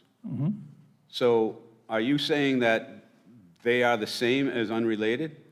No. Okay, so here's my question about getting past unrelated and going just to student. My understanding right now is that because we don't have an ordinance in place that limits it to 3 students, that we have no choice here But to follow state law. but follow state law. In the absence of law, the state determines that Correct. Okay. it is the superior being under the law. Okay, thank you. Tom, you look like you want to hit the button. Yeah, I remain confused, so let me try to ask it. Sure. You said earlier, Bob, that we're essentially being asked by the council up or down on 5 or 3 students. Are we being asked up or down on 5 or 3? That's part of their requests, Yeah, so yes. is 3 legal, is what I'm asking. That's what I've been asking. No, I'm just trying to make it simple. Is 3, because if it's legal, the difference between 5 and 3 is a matter of policy. If it's not legal, our hands are tied. Correct. And my understanding is that the state law says 5, and if you're going to change it, locally, then you're going to have to come up with reasons and meet the test as to why you're doing that. Does it say 5? lower it. Does it say 5 for students? Because it's my understanding that students are defined differently and not a protected class or whatever the case might be. Well, they're not protected class, but they certainly have to meet some form of a definition to call a person a student. I've got to excuse myself for a second. Go right ahead, Mark. I think nature's calling. So, yeah, while he's recovering, I was under the impression that this town passed an ordinance long ago. We had that discussion in here, the 3, the 4, the 3, the 4. Chapter And the town council did pass an ordinance that 3 is the Chapter number. Chapter And the question- 1109. Then it was challenged, wasn't it, in court? It was challenged, and it was knocked down, is my understanding. Oh, it was knocked down? Yeah. Oh, okay. procedurally. So So it's- there is an ordinance on the books, Well, if but it's. it's if not it- used, you can't use You it. is it an ordinance if the court said that it's illegal? No, there isn't an ordinance. Okay, there's. It doesn't have the, All right. an ordinance is a rule or regulation from a town that has the effect of law. A judge says it's not law, then it's not law, Okay. and it's on the books because somebody didn't take it off. Again, there's been a lot of chatter about this, so I'm trying to really understand Sure. it, Bob. Yeah. Please help me out. Is this the ordinance that Judge Lamphere had essentially ruled that it was not legal, but then essentially changed his mind? You can't do both. No, I understand. I think he basically I don't know what the proper legal term is. Yep. Suspended it, or he suspended his determination? I think he tried to send it back to you, and he didn't do it the way I would do it. And since I know Judge Lamphere, I know he won't take any offense. I'm not certain that he did it the way I would have done it, but in my opinion, my legal opinion as your legal counsel, it's not law now. 3 is not law. It's not law. Because it was suspended, well, I shouldn't say suspended. The judge found that it was procedurally incorrect. So therefore, your adoption process was procedurally incorrect, and therefore it's not legal. Okay, that I heard, but there seemed to be a subsequent event in which the judge, in some way, shape, or form, modified his finding. Do I have that right or wrong? I don't believe that's the case. Okay. The reason why this is so critical is this 5 student drives everything else. Oh, yeah, I can see that. This is driving all the other changes to maximize houses to accommodate the 5 students. And that's pure and simple. I mean, you don't have to be a land use person to figure that one out. So that's why this is critical. So at this point in time, 3 students is not the law in Narragansett. It could be, but it's not. And therefore, we have no choice but to default back to the state. Hold on. Hold on. Yes or no? Yes. Okay. All right. Any other comments from the board? Okay. I'm going to open this up to the floor. All right. And up. I'm laughing because the other night she kept raising her hand and people just kept getting up and she just sat back there and I'm like, oh, she's not gone away. I couldn't on this one. That's Jill fine. Lawler, If you could- if you- Sarasota Avenue. Thank you. So the previous council did pass a 3-student rule, so we do have that on the books. It has not been taken off. It has not even been, no one's challenged it. But what I found interesting, and we don't know because the council hasn't told us what happened, but on the very first night that they were in office, there was an executive session. And then a few days after that, the zoning board was going to hear a violation by one of the council members for violating the 3-student ordinance. And before it could be heard, the zoning attorney, Steve Marsala, got up and said that the town is no longer going to be enforcing the 3-student. So something happened. It hasn't been transparent. Nobody knows what happened, but it certainly needs to be smoked out to what occurred. Because people who campaign don't want to be transparent, they should be transparent. So it sounds like something happened in executive session. They probably did what you guys are doing today, taking consensus, because nothing was reported in that night as a vote. But it is on the books. Somehow, someone has decided up there that they don't want to enforce it, but we don't know who and how many of them were. Okay. Thank you. Can I comment for a minute? I was about to ask you. Sure. Executive session is secret until the council votes the minutes to be published. And if the matter is still being considered, and in this instance, I presume that it was a matter of either the section, I think it's section 4 of those types of matters that can go into executive session, that it is a matter involving litigation or proposed litigation. I'm guessing, I wasn't there, I wasn't the counsel that was there, that was the reason why, and the reason it hasn't become public is because it hasn't reached the conclusion where they will make a decision as to what their concerns were. I would presume, and I think to the extent that I know of what some of the litigation going on in this town since I've been involved for the last 3 months, it is a challenge to that on constitutional grounds. So, All right, so if it's being, if it's being challenged on constitutional grounds, is it on the books? it isn't, the council has, your counselor at the time said the council has chosen not to enforce it. Again, if I had the minutes in front of me, I would be able to definitively tell you that it's not going to be enforced until, they're not going to invite themselves into another controversy and get sued for it. That wouldn't make any sense, and I would advise you not to do something like that. Either fix it or stand behind it and say, we believe it is constitutional. But I remember reading in the newspaper about Steve Brown and the ACLU challenging that, those types of ordinances, both in Providence as well as in Narragansett and other towns. And that challenge from Steve Brown, I've known him for 13 years since I've been in the General Assembly, has weight and is worth paying attention to if you don't want to pay legal fees to the attorney that they offer the case to. So. Okay. Yes, young lady here.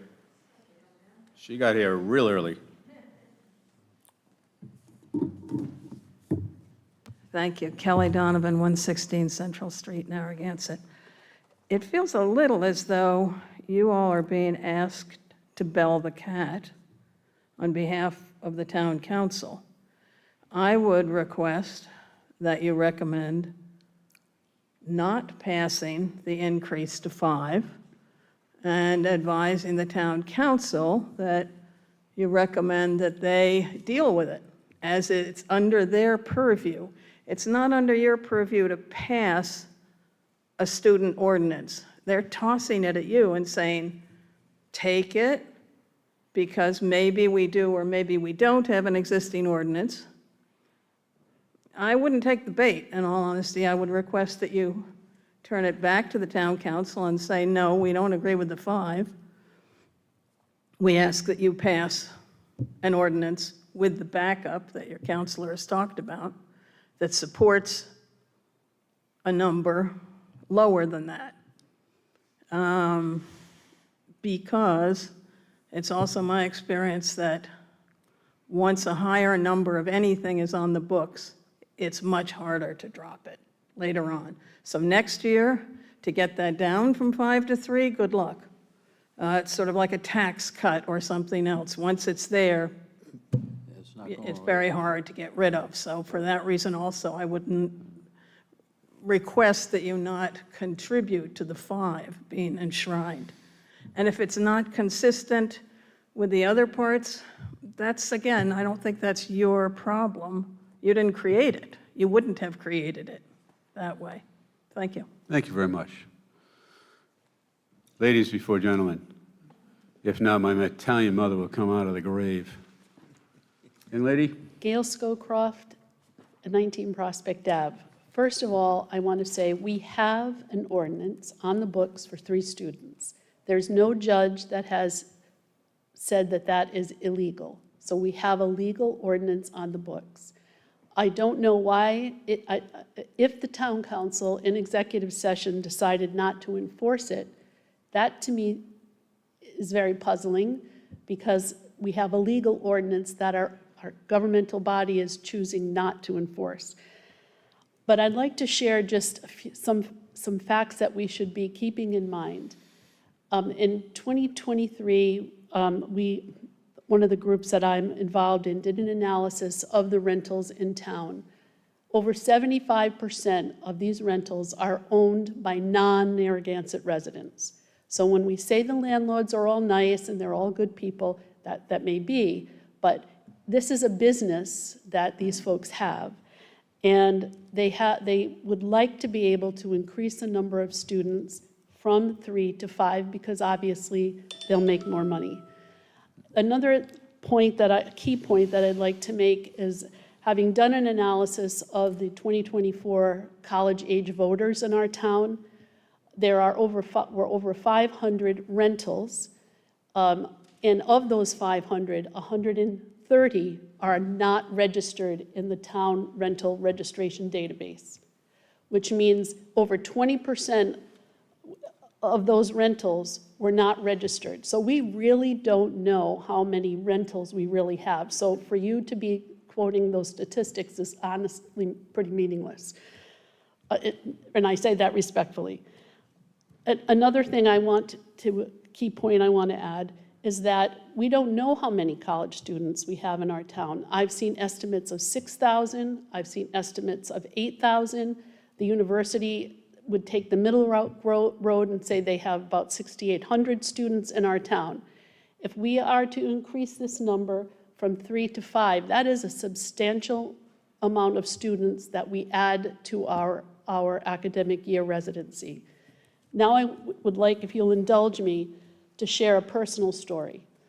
So we lived at 8 Atlantic Avenue in a 4-bedroom home, and next door to us was a 6-bedroom home, and that home rented to 6 students.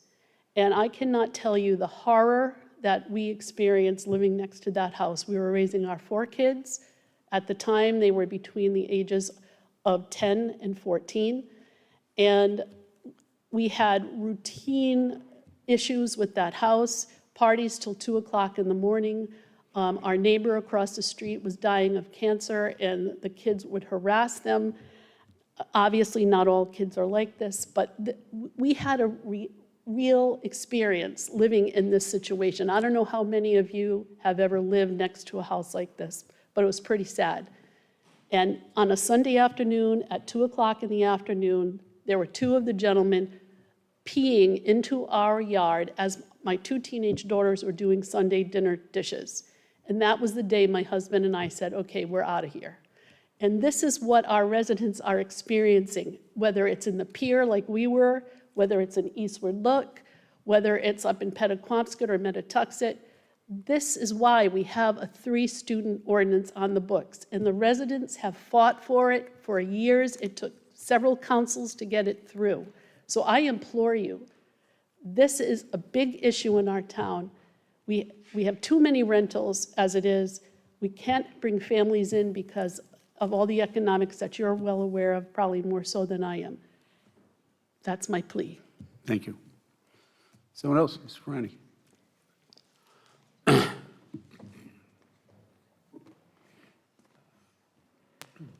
Thank you, Board. Steve Ferrandi, 44 Sylvan Road. I'd like to bring a little clarity into the 3 college student ordinances. And believe it or not, this is about the most sound ordinance we have to enforce at this point, between unrelated and everything else. And here's the reasons why. This started, I guess, 2000, Jill, you were around, I guess. And the first time it was through Zoom. So someone had their hand raised up in Zoom, and you are absolutely correct, Mr. Chairman. The landlord group sued the town because it was an open hearings violation. They didn't let enough people speak because someone was waiting. The second time, the next council did it, I believe it was Jesse's council. They went at it again. They gave plenty of time. We had a 7-hour meeting at that point. And then we made one mistake. We didn't go to the planning board with it. So that was number 2. So we've learned a lot.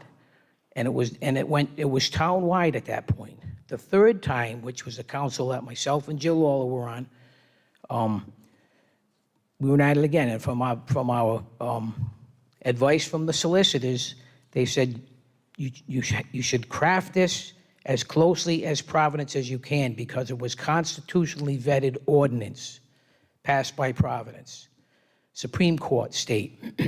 So that's where the case where, it wanted in the smaller dwellings. It's the exact same ordinance as Providence. The wording is basically the same, exactly the same.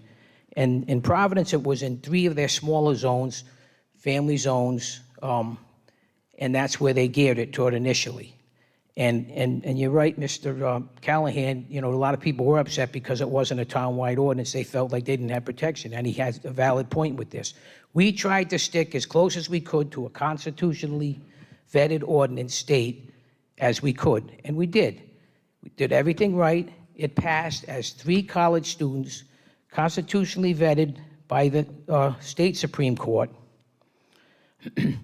and that was it. Now, when it first goes into effect, you have to wait for leases in between. You know, if we passed it in August, you'd have to wait if there was anybody in leases.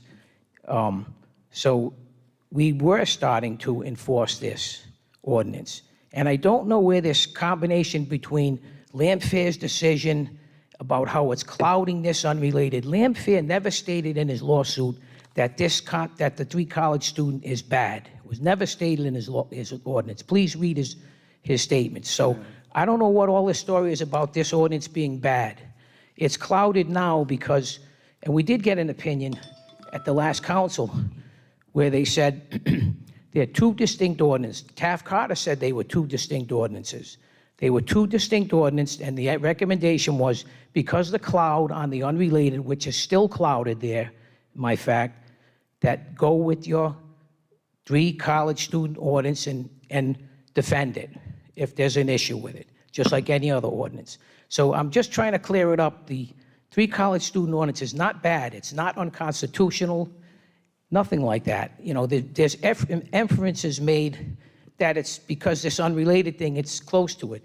And do you think the state Supreme Court would uphold the Providence ordinances, which was in their zoning ordinance, if they claim that something about this, it didn't have state enabling legislation? You know, this is where I think there's a lot of misinformation. That's the way I see it. So I think it's a valid ordinance, and I don't believe, and this is just an attempt to move it up to 5 to bring more students. In my neighborhood, it's going to bring 200 to 250 more students in my neighborhood. Since I've been in that house for 20 years, I've had 5 and 6 kids across the street from me. This is the first year that there's been 3 students in there. So it is working. If you ask other people, it's working. So, you know, it's clouding the issue. It's perfectly clear that this is a valid ordinance and should be enforced. Thank you. Thank you. Anybody else? Sir, you've spoken on this. No? Come on. Sorry, I can't do that. Siri says you can't. She knows everything. So, I mean, listen to all this. Apparently, there's a lot of confusion about a lot of things with a lot of people here. But the issue on the table, whether it's constitutional, unconstitutional, Providence down here, whether it's vetted, not vetted, the issue on the table is this council wants to go from 3 to 5. Now, Dr. O'Neill, I think early on you made a comment, and correct me if I'm wrong, that, well, it almost doesn't matter how many people are living in these houses, whether it's 3, whether it's 4, whether it's 5. Well, I beg to differ, because it makes a huge difference. For those people who live in neighborhoods that are a mix of full-time people, the snowbirds, and the people that rent to students, a difference between 3 and 5 is 66% more garbage in the streets. It's 66% more noise. It's 66% more cars zooming down the street at 2 a.m. And I could go on, but the number of people in the house dictates all of that. It dictates the number of friends they have, the number of friends they come over, the number of friends they have that go to parties. So I think that the 3 student, what it has done, it has made my neighborhood very livable with the students. I've got a third of the houses rent to students, and since this ordinance has been enacted, it has been, I will almost say, peaceful. And I thank the previous council for putting this stuff in place. Oh, and one further thing. If it does go from 3 to 5, those 2,903 more people from the unrelated, they're all students in our town. Anyone else? Sir?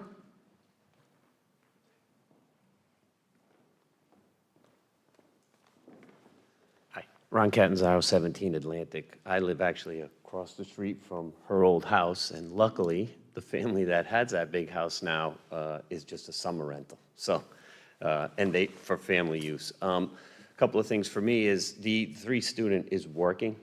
I have a student rental next door to me, and it's been 3 students for the last 3 years, and I can tell you it's the best 3 years. Flat out. It works. And then to your point about the number of bedrooms and affordable housing and all that stuff and the rising cost per student per room, the cost of a room in Narragansett is directly related to how much it costs to live on campus at URI. If URI charges you $15,000 a semester for room and board, the landlords divide it out and their room rate goes to just below it so that the parents feel like they're saving a little bit of money. Let's not play games with that stuff. Everybody knows it.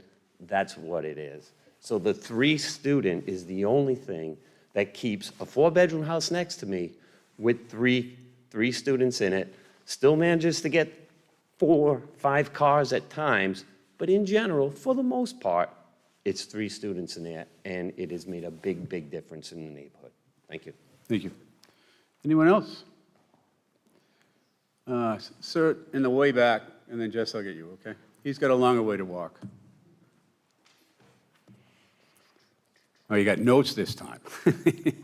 I just want to get my thoughts together. No quick. problem, I'm just Joe teasing Volpe, you. 21 Harbor Island Road. Thank you for the local shout-out before about local landlords caring a bit more about the neighborhoods and their connection with the community. Full disclosure, I own a couple of year-round properties and 1 short-term rental. I'm not opposed to the students at all. Maybe someday I will rent to students. But a couple of things I just wanted to note, and the gentleman just before me mentioned something to that effect. When this went from 5 to 3, the rates of the per bedroom went up dramatically. Used to be $650, $700 a bedroom. Now, no joke, it's about $1,100 a bedroom. And I try to look at both sides. Mr. Friday mentioned that there's incentive for people to monetize some of these houses, and there is.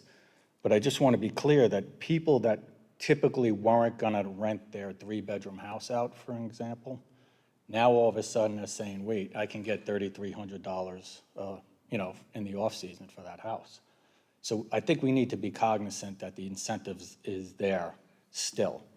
Also, the guy that was renting to 5 students and now it's down to 3, he's getting the same amount of money with 3 students.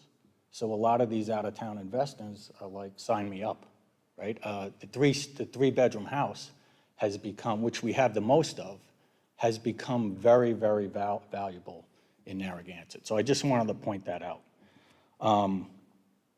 One of the things that I think Dr. O'Neill mentioned is enforcing this, policing this. Instead of managing people, we're saying just no across the board. And what I think we should be doing is increasing our enforcement, not only of this, but short-term rentals. I recommend the rental compliance officer that the town has. He's a part-time officer that just responds to those complaints. We need to increase the policing and enforcement of both short-term and student rentals, because without that, things are going to get out of control. So none of this works unless we can enforce all our rentals. And the last thing I'll tell you is the grad student program at URI is expanding dramatically. So I don't think you're going to get the people urinating on the streets. I think that's we need to be cognizant of where are these kids going to go to. They're people that you're going to want to rent to, and there's nowhere for them to go when we're limiting. So I get both sides of it. I just think we need to look more at enforcement and making landlords accountable, and a lot of this will stop. And I'm hearing 3 and 5, no one's mentioned 4. If we have such a battle between those 2 numbers, perhaps that would be a happy meeting. Thank you. Thank you, sir. Anyone else? Move quick before somebody else gets you. Come on up, Jess. How's it going? Jesse Pugh, 40 Birchwood Drive. Just wanted to make a couple quick points. I think they've been touched on by the last few speakers, but just wanted to kind of reiterate that this was really like a 4 or 5 year process across 3 town councils. So with everything that this group is being asked to do by the town council now, I just think it's a very difficult task for you guys to be able to even make a decision on this in a 1 hour discussion when it took 4 or 5 years to get this to where it's at now. Really difficult. I don't know how you're able to responsibly, accurately make any decision in one night on that. It did go through 3 town councils.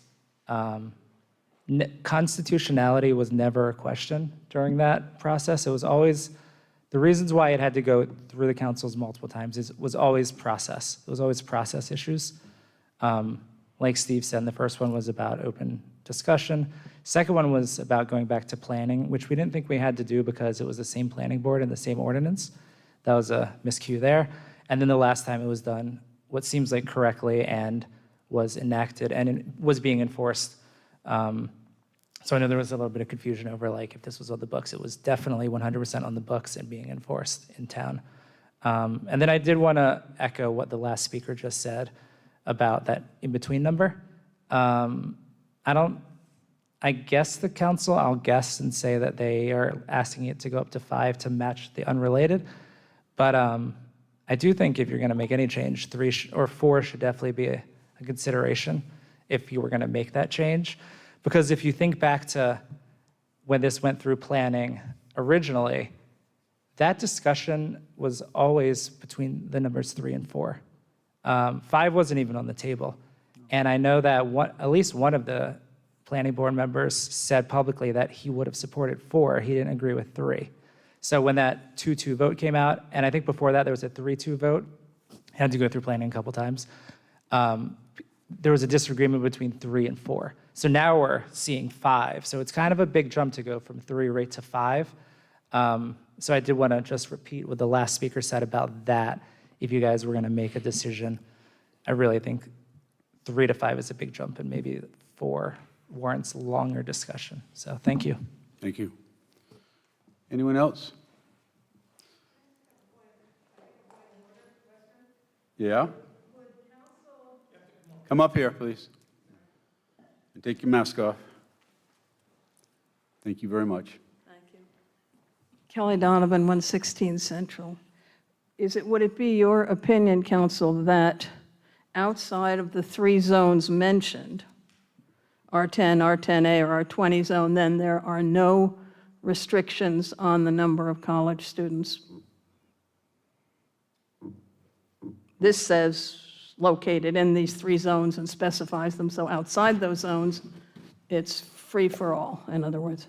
In the absence of law, so that what Yes. you're referring to has a limitation. Yes. And all the others, and it's named 3 specific zones. Yes. So in the rest of the zones, that law would not apply. And in the absence of law, then you can do what you want until the building official says you can't. Okay. Thank you.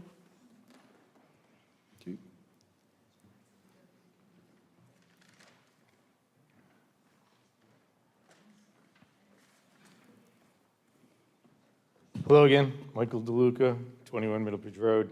You move well for an old guy. Yeah, I do. Not bad. And it's pretty late. So I'm not going to get into the difference between, the argument of 3 or 4 or 5. Jesse did a great job summarizing what how that commentary evolved over the course of a couple of years. But I do want to just point out a couple things that you should think about. In somewhat answering Ms. Donovan's concern, the reason that we put in the R10, R10A, and R20 zones as a qualifier in the last iteration of the ordinance was because it's very similar to what the city of Providence did. The first 2 iterations of this ordinance were intended to be applied town-wide. And we felt that that was a weakness of that ordinance. So then the adjustment to identifying the zones where the the vast majority of rental properties are located. R10 is this neighborhood, and Bonnet Shores, and Pettiquamscot, and Sandal Cove, R20, Briggs Farm. So, and I think at Eastwood Look also. So that I think adds validated some strength into the ordinance and brought it more in concert or in coordination with the Providence ordinance. What I wanted to say was that I thought the definition of college student worries me. Mr. Brady, you mentioned you're a student. And many people our age have gone back to work, gone back to school to take classes. You are not an undergraduate or a grad student, but you're a student.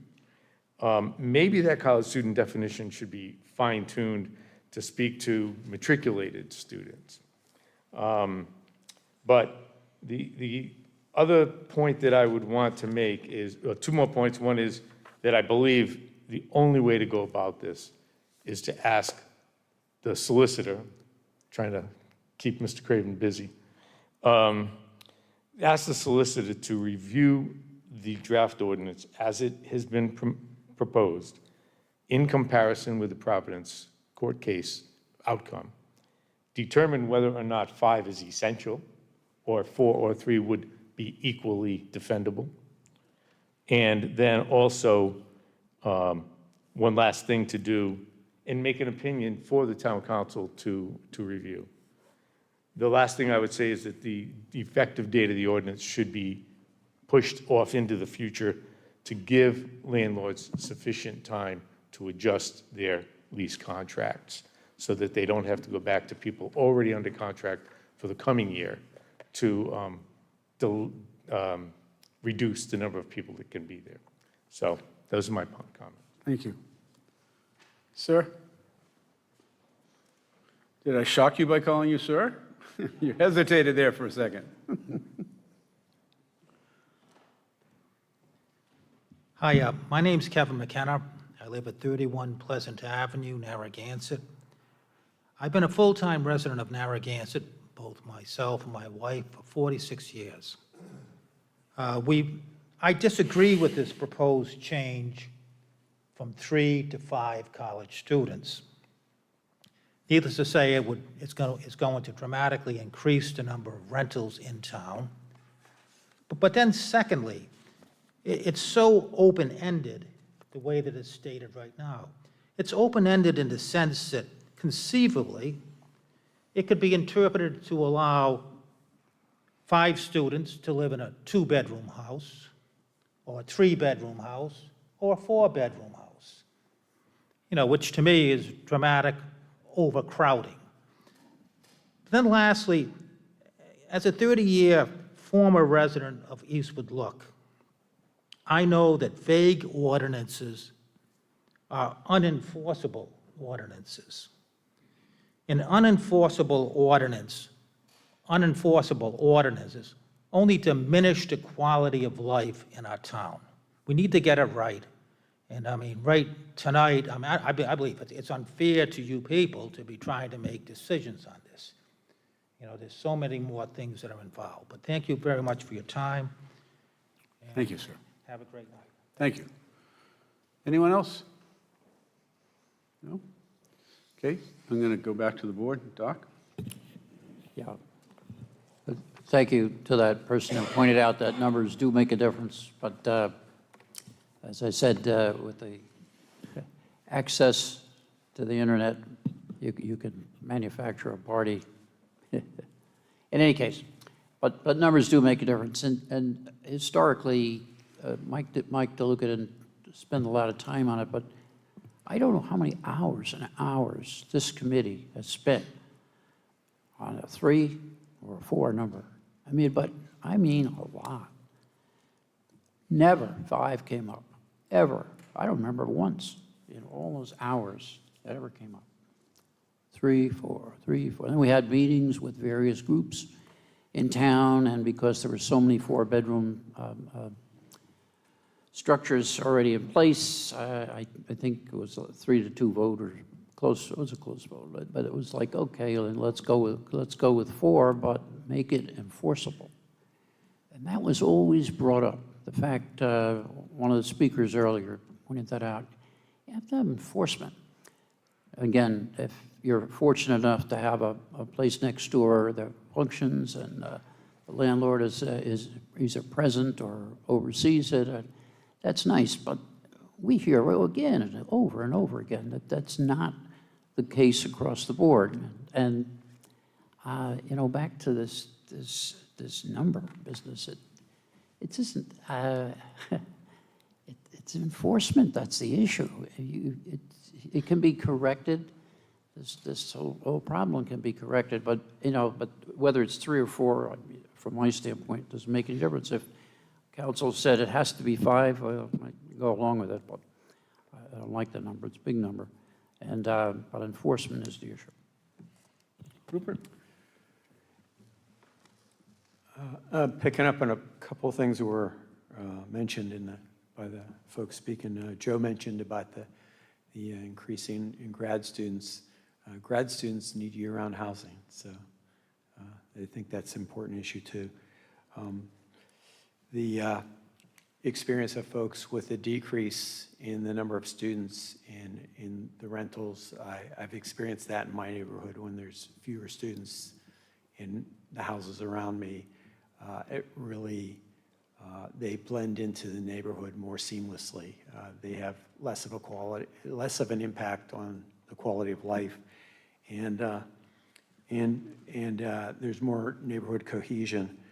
And then to the point of enforcement, I think the point of 1 per bedroom, I think that's enforceable. That's a stronger standard, so I would support that. I wouldn't support increasing it to 5. As the red line is in front of us. Okay, Tom? I wouldn't support to move to 5 either, and I have a little different perspective, I think, than many people here. I worked at the University of Connecticut for 22 years, starting in 1995 and retired in 2016. And during that period of time, the university experienced a tremendous growth in enrollment and a tremendous growth in its physical infrastructure, including its on-campus beds and its dining program.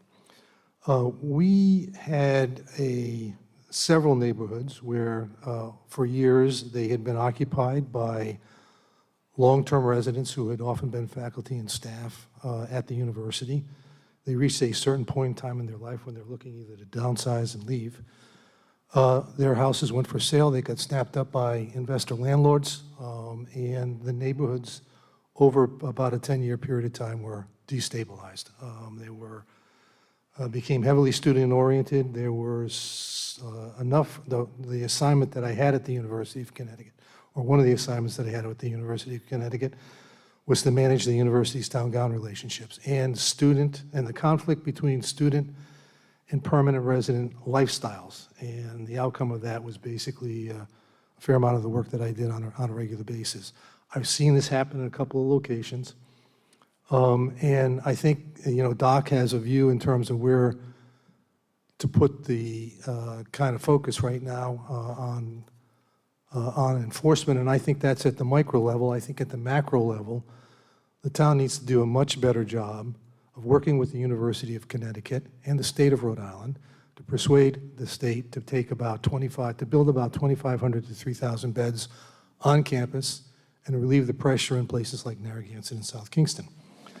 The irony here, in many respects, is if you look at the 2020 census data, and you look at the average median income for the percentage of people living below the average median income line in Narragansett, you'd be surprised to find out it's 17%.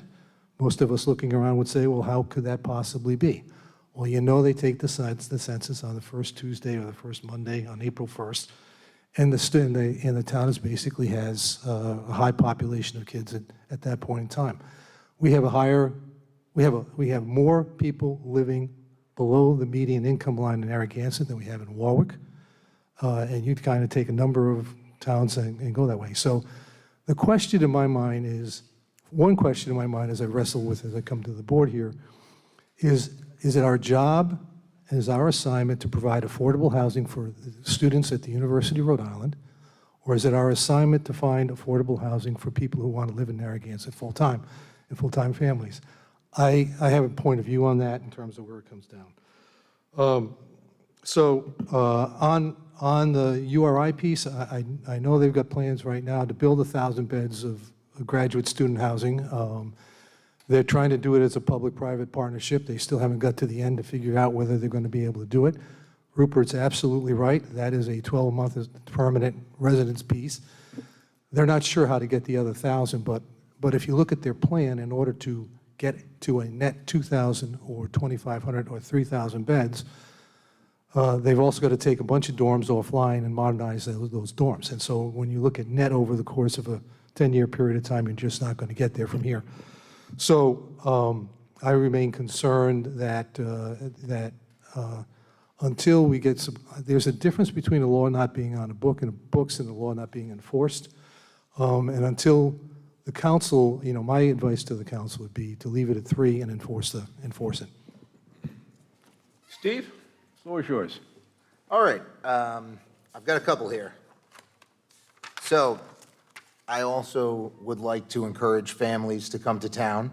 And my statements about supply and demand notwithstanding, obviously we can't legislate that families move to town, but URI students want to rent here because we have a beautiful town. That's one of our problems. But also, those URI students often stay and have children in this town. So I don't want to demonize the entire population. In fact, most of the families I know who have children in the school system, at least one of them, went to URI, fell in love with the area, and stayed. So I don't have a problem with URI kids being here. I understand they cause problems. I sure did when I was at URI. I'm sure others do as well. I do live surrounded by rentals, and I do talk to them every year at the beginning of the school year and inform them that my wife is armed. Now, I probably shouldn't be saying that, but they seem pretty quiet after they hear that. So maybe that's a thought. But yeah, right, yeah, send my wife around. But like I said, I think that maybe the unrelated ordinance picks this up. Maybe it's better to have a college ordinance and not an unrelated ordinance.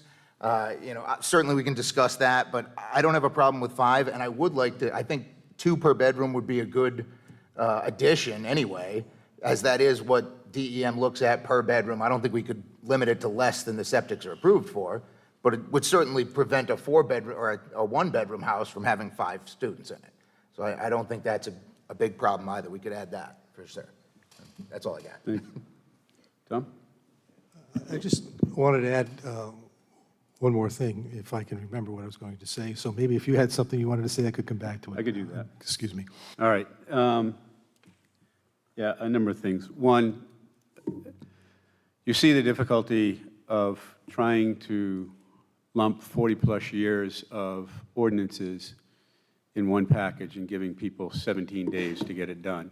And you could say 35, but it's 35 calendar days. So, 45, so it gets 31. And then from the time we get it, we already had our meetings scheduled, our regular meetings, so we created these.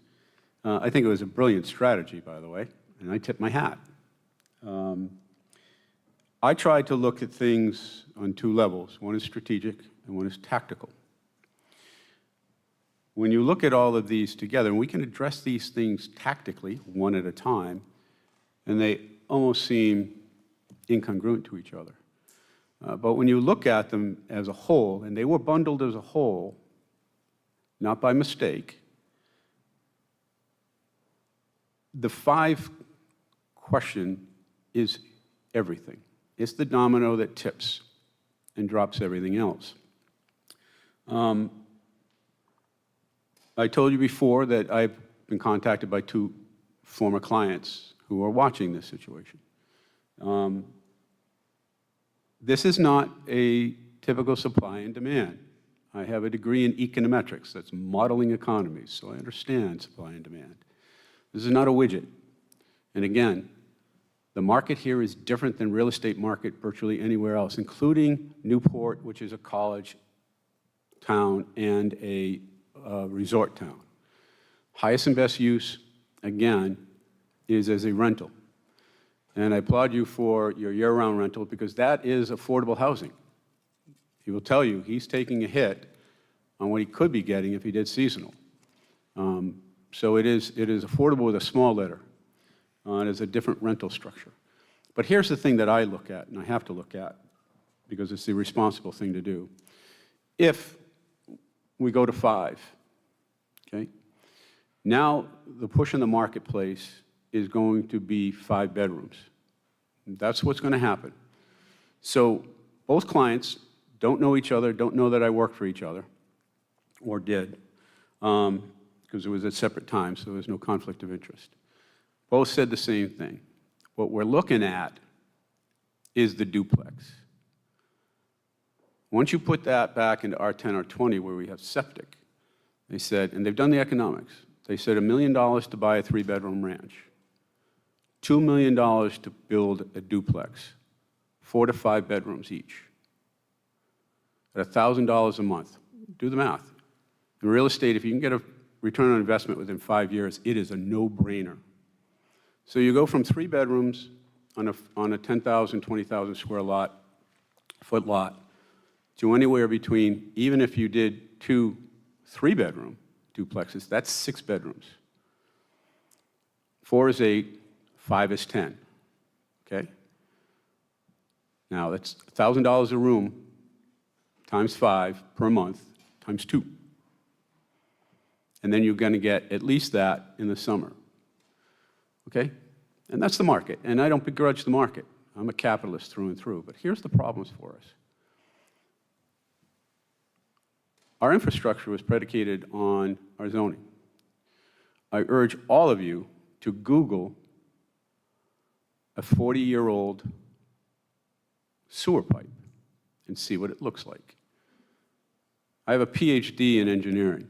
I understand fluid dynamics. Okay? Sewer pipe is 8 inches, standard. Look at one that's 40 years old. This has been my concern, and I've been yelling about it, because everybody's saying, well, we do studies on our capacity. The plant capacity isn't the issue. The flow is the issue. Getting it from point A to point B, and if you can't, fluids go in a direction. If it doesn't go in one direction, it's going to the other. We've not looked at incremental growth on our flow capacity. This is a huge problem. It's a burden on our police. It's a burden on our road systems. Somebody had suggested to me, not solicited, that you need to talk to electrical because they build their capacity based on zoning. I don't know if that's true or not, and I've been trying to get somebody to talk to me about it. The other ramifications of a rental-based community, I've said it before, the price of housing is going up. These guys are coming in. They'll pay $1 million for a 3-bedroom ranch, regardless of the size, condition, a cape. They just want the land. They'll put the investment in. They want the return on that investment. So what happens now? Well, it squeezes families out, raises the cost of housing. That means it raises the property tax on houses. That puts a burden on people who are just barely holding on to their houses in this community. It eliminates virtually affordable. It eliminates or reduces the aid from the state for education, because unfortunately it's based on the value of homes and not income. So you need to look at these strategically. They were bundled together. They need to be viewed together. And I have a problem with 5. I have a sincere problem. Now, the question was brought up several times about enforcement. I was on the planning board when that came to us. A huge part of a recommendation back to the town council was that this does not work unless you have a registration system where the landlords register those people on the contract, their license plates, telephone numbers, personal accounts. So police can come in and say, these are the 4 here, everybody else go home. It doesn't work unless you do that. The gentleman said, and I applaud you as a landlord, and I've been a landlord in my life, I think, we look at the kids, and the dynamics of the of students have changed. I am not anti-student, I'm pro-student. I got students on either side of me. They adopt us as their parents, for good or bad. And it's a great relationship. But the landlords are both local, and they both take an interest. So it's a huge difference in the dynamics there. I lost a little bit of my train of thought here, but the enforceability is an issue, but, I know what it was back to. Those are responsible landlords. When you have investment landlords, which we've turned to, we now have a change. When I was at URI, you didn't even think about moving off campus until junior year, probably senior year is when you did it. Now students are moving off their freshman year or their sophomore year. So we have younger, less mature residents within our neighborhoods. And you have absentee landlords who are just looking for the rent. That changes the dynamics of the quality of life within the community. So there are ramifications far bigger than just 5 people to a home. And we have to act on these individually, but unless we look at these strategically and how they were bundled and what the outcome is and who benefits, we're missing the point. That's my point on this thing. So, do we have a consensus or like to go down the board? Start with Doc? Yeah, certainly 5 is a thumbs down. Okay. Rupert? Tom? No, we're looking for your consensus, so how do you feel? Up, down, don't care? Yep. Steve?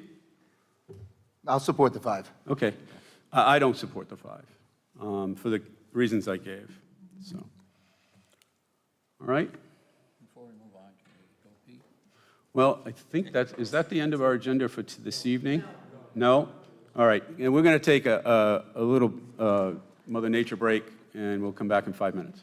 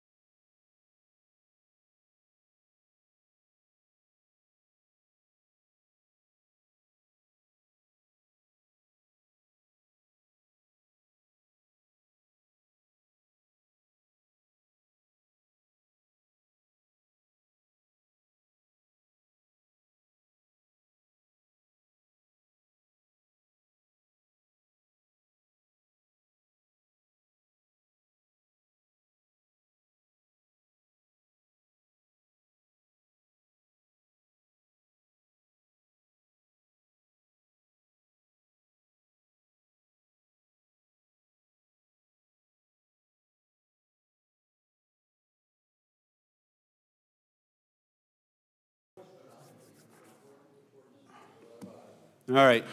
Ladies and gentlemen, thank you for your patience. We're reconvening our meeting. We have one more item, and that is the restaurant alcohol services use permit. And I'll ask the staff to please Sure. introduce Okay, us. For the last one for the evening is, I'm just going to get to the page in the book. I always laugh because it reminds me, and I've never told you this, but and for most people here, they're going to be like, I'm going to get the puppy look, you know, where the head tilts. Your book is always like the Sears catalog, and my mom always said the Sears catalog, it's in there, and you know it's in there, but you can never find it. But you find it every time, and it's frightening to me. It's like a superpower. So the next ordinance in front of you is, let me just say, it's the alcohol service special use permit. So right now, if you want to serve alcohol in town, you're required to get a special use permit first from the zoning board, and then you go to the town council and get your license. So there are 3 locations in the table of use regulations. There's 5812, which is, it's the lunchroom or restaurant, so no alcohol service. This one's kind of interesting. So they're suggesting making a change of making that lunchroom or restaurant with no alcohol service permitted in the BA and BB zone, but this board did that last year. It's already permitted, so this change has actually already occurred. With regard to 5813, which is tavern, club, tavern, cafe, club, bar, or cocktail lounge alcoholic beverages, the amendments in front of you are proposing to take the special use permit, which is the requirement in the BB zone, and make it a permitted zone. Permitted, and then at 5814, which is lunchroom or restaurant alcoholic beverages, again, in the BA and BB, from a special use permit, in the IB zone, special use permit to permitted. And then last one is 5817, that's the expansion of legally non-conforming full-service restaurant to allow the sale of beer and wine. And there's a little bit of a typo in this one, so there's actually a couple of typos. One I mentioned is the 5812, which is no alcohol. It's already, you folks have already made that change. But the other one is 5817. It shows in the ordinance here that it's actually permitted right now, I think, and that's in R20. It's not. No. No, I'm not sure where It's in this my- draft came from. It's my first question to you. Yeah, for the night. it's not. So that's probably a typo. Yeah. In here. It is a special use permit, and so I don't want to presume what they want to do, but it might follow suit with the other ordinance, the other sections. So that would be in an R40, R10, R10A, BA, BB, and BC, and IB zone, taking that special use permit and making it a permitted use. I put in my report, and to this date, I don't have an explanation as to why this ordinance change is proposed before you this evening. Thank you. Okay, Doc? Yeah, maybe it's a quiet night for me in my brain here. So what's before us is, I thought that this was all in place except for this all residential zones? I'm sorry, Dr. O'Neill, the question again? I thought this was all legal in those first 3 categories, but when you get to 5817, all residential zones? There's special use permits right now in the ordinance for legal non-conforming for beer and wine only. Yep. I'll confirm that too. I'll open up my book and we'll So they double want check to that. eliminate the special use and just make it a permit. I'm sorry, Mr. Brady, I didn't hear the question. So essentially, it's elimination of a special use permit. It's and- the elimination of the special use and making permit it- and permitted by right. So it Right. would still need a license from the town Right. council. It would just not be, it wouldn't come as a recommendation through this board or as an approval through town council. Right. But my understanding is very shallow here. I don't understand why you need a permit in a residential zone. If you want to have a beer in your house, you drink a beer. Well, I don't understand. No, this is for a bar. No, this is a full, legally non-conforming full-service restaurant. restaurant in a residential zone? Yes. Correct. Residential. I didn't realize, that's, maybe I'm a new member. We on the have a board couple here. of them. I didn't realize you could have a restaurant in a residential zone. We have a couple of We have a few? non-conforming ones. We Yeah, do. We do. Okay. Yeah, the Twin Willows, for example, but they already have a liquor license. Narragansett Ave, you have the Shack, which already has a liquor license. Turtle Soup is also, yes? Yeah, so there are some Yeah. properties along Ocean Road that are R10A. Narragansett Avenue is R10A. Yep. Right. My own personal feeling is that if somebody opens a restaurant, they ought to have a beer and wine license that goes with the opening and the license, and 6 months, 12 months, whatever. It's monitored, and if they can't handle it or whatever, they become a nuisance, then they remove it, rather than the other way around, where people struggle and try to get started. And, but that's just my opinion in terms of the beer and wine stuff.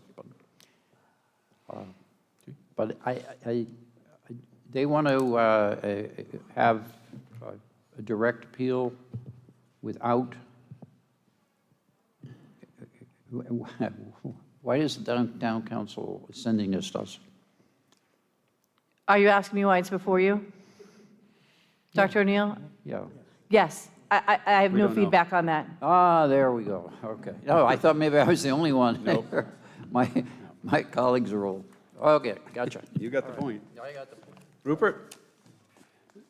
So, Joe, I was looking up the standards for the special use permits. And it seems to me that it's simply requiring a security plan approved by the chief of police and an alcohol control plan to the planning board and zoning board.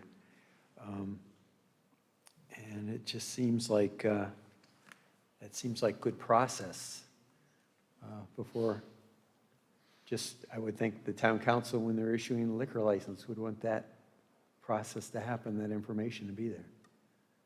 So I will say, Mr. Friday, that yes, that specific and objective criteria, which was a requirement by state law at our last go-around, was added in, was vetted through this board, was recommended for approval, and was approved by the town council at the time. But I'm not missing anything. Those are the two criteria, right? I believe it, I'm looking that up right now, but yes, I believe so. It's 1227. Yep, understood.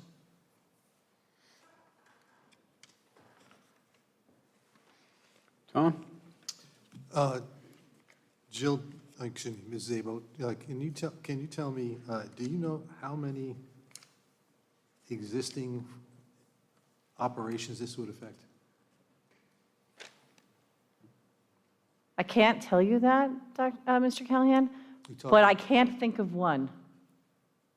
You can think of one. I cannot think of one. Cannot think of one. I cannot think of one, and there might be other people in the room who can, but I cannot think of one that doesn't already have beer and wine or a full alcohol license. For any existing operation, it doesn't address. For it? any, I'm sorry, are we talking about 5817, legal non-conforming? I'm talking about all of them, in terms of all three categories, Jill.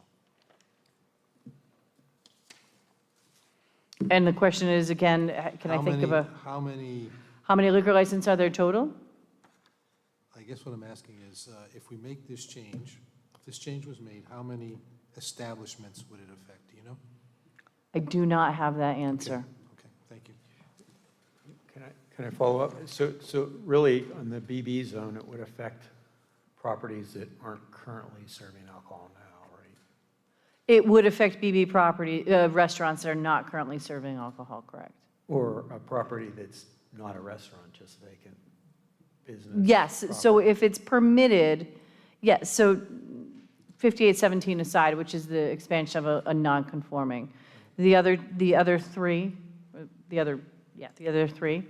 it would be permitted. Tom, you want to continue? No, I'm done. Okay. Steve?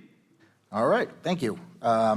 So 58, 12, 13, and 14, those seem to be changes in business zones. They still have to go before the town council and get their liquor licenses. Are those two criteria in the liquor license application? They are. I don't know. It doesn't happen out of our department. I couldn't confirm Okay. or deny that. Okay, because it seems to me redundant. I'm in favor of changing those to permitted uses. It's business zone. You should permit businesses, and certainly they don't need the expense and extra time to come before this board several times maybe and get a special use permit, so I'm in favor of that. And 5817, which is the expansion of legally non-conforming full-service restaurant to allow sale of beer and wine. I thought about this a lot. I can think of a couple. Number one I can think of, I actually may be wrong about this. I don't know what the zoning in Jerusalem is off the top of my head, but there is Jim's Dock, Yeah, which I so- think could benefit from this greatly. I don't see why they're not allowed to sell beer and wine. So, Mr. DeSimone, that's actually a very good point. So outside of Jim's and Skips, the entirety of, almost the entirety of Jerusalem is a non-conforming use. Okay, but what is the actual It's zone? so the zone in the future land use is commercial. It's business commercial. It's essentially beach business. Okay. Yeah, so that's one, and then the other use I thought of for it was pizza places, actually, which I'm in favor of them being able to sell me a beer while I wait for my pizza. I don't see a huge problem. I don't think that's going to cause a lot of mayhem and disaster in town. So I'm actually in favor of all of these changes. Thank you. I keep asking why, especially in the residential. I mean, this wasn't proposed by accident. Somebody's got something out there that they want approved, and it's going to get approved.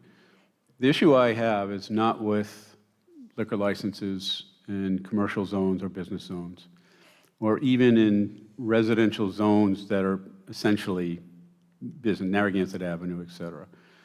What I have is the lack of transparency. By taking out the special permit, you now eliminate public hearings, you eliminate participation by neighbors, input by people who are going to be directly impacted this. It is back to the good old days where you take care of Fred because he's a buddy, you take care of John because he's a buddy. The impartiality and the objectiveness, or the subjectiveness, objectiveness goes away. You know, I keep going back to this whole bundle and why, and I'm a classic movie buff. And what keeps coming at me is the movie, and it's an exaggeration, but I think it's more of an alliteration and really paints the picture. And I keep going back to Wonderful Life and the transition to Potterville. And I don't understand why. I don't understand why, especially from a council who keeps saying that they want to be transparent in everything they do. This is not transparent. This takes away the transparency of the special use permit, which I think this deserves. This deserves a spotlight. If you're applying for a liquor license, especially in a residential zone, and I don't care which residential zone it is, you should be able to be heard as a citizen. All citizens should be able to be heard. You know, government should stand up for the people that can't stand up for themselves. They should speak for the people that can't speak for themselves. They should really empower the people who don't have any power. And this just obliterates that. And I cannot believe that this was put forward without intent. It would make no sense. Why would you put it forward? That's my take on this.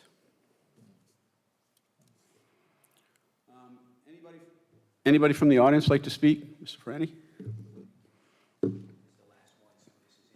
It's fine. Everybody's been fabulous. Planning council and staff. Mr. Brady, I think you're exactly right. You hit the nail on the head with what's going on here.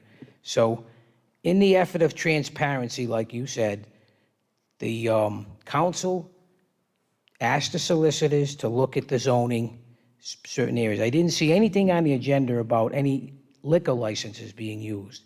So we found out tonight that Mr. Callahan is the one that did the writing of the ordinance, and not Mr. Salitro, who was here in another zoning, and not Mr. Craven, as far as I can tell. So how did the information get from, the council to Mr. Callahan, or was he just on a mission to fix everything in the whole zoning ordinance? Okay, so Mr. Callahan works for the council. The council I was in the meeting when the council gave him directions on what to do. He formulated it based on what they wanted, and that's what he's paid to do, and he returned it to them, okay? I told you, I'm going to keep people on track. No, I understand. Well, I am I'm too, looking- but I'm not going to make a fishing expedition. I know the council could have been one, could have been all of them, but so obviously we know who was looking for this. It was the council, that's why it's in here. But it doesn't make sense to the point of taking another layer of protection. We're getting rid of a special use permit. Maybe, now if the building is sold, it's already permitted, maybe they don't have to get another special use permit if they want to do the same operation. And to put the staff to make these changes and not explain to the staff, and, I know Ms. Sabo does a great job in background. We don't even know where all these are. That's how kind of incongruent the whole thing is. So, and it was no accusation against anybody. No, I just want you to understand, I like to keep things we know where in a these straight go, line. and that's what I'm saying. And I'm just trying to bring out transparency. I'm Yep. trying to show it. We should know where they were going. If they were going to discuss the alcohol, they should have at least said, we want to discuss this before they had it. Now, all of a sudden, we have them. So here it is again. I agree with you in the fact that it's just here and we don't know where it really came from. We know where it came from, but we don't know the reason why. And this is basically relaxing the rules for who knows what. Thank you. Anybody else want to speak on this? Young lady, you've been very quiet. I'm learning a lot. Hi, Sue Bush, 65 Robinson Street. I'd just like to clarify, if you don't mind, educate me, please, clarify that this only pertains to restaurants and not events that are catered. I live in a neighborhood with large homes that are rented out for weddings, essentially, they're venues, and I don't know if this would impact that at all. They should have been getting some kind of license all along, and they don't. I don't know. This is probably all flying under the radar. I think it's a great question. Council, with these venues that are wedding venues, that are essentially destination wedding venues, if they're in a residential zone, would they be able to get a permit for a liquor license based under this process? I don't believe so because they're a different type of animal. They're a one-shot, one-off. They're not a business that runs from that location. There are other types of one-day liquor licenses that you can get, and that's through the town clerk's office. So if they were a that does weddings every weekend? If they were a business that was like that, Yeah. then potentially it could apply Okay. if they were in the appropriate zone. Yeah. Gotcha. And pretty much all the zones are covered. Great question. Because in the codes, I did see something about, and I just looked quickly, so, about special use permits for catering. So I didn't know if that would apply, or if it's just a total different section and it doesn't apply. Catering is different. That's the food process. Okay. It would be an additional license for a caterer to come. I belong to a beach club. There's several of them in Narragansett. I live in Saunderstown. I belong to the Plum Beach Club. And every time there's a wedding there, they bring a caterer in and they bring someone that will come in and serve alcohol, two separate things. They're both one-off because they do that maybe a half a dozen times a year, maybe a few more than that. But if they're going to serve liquor, they have to have insurance and they also have to have that one-time liquor license from the town.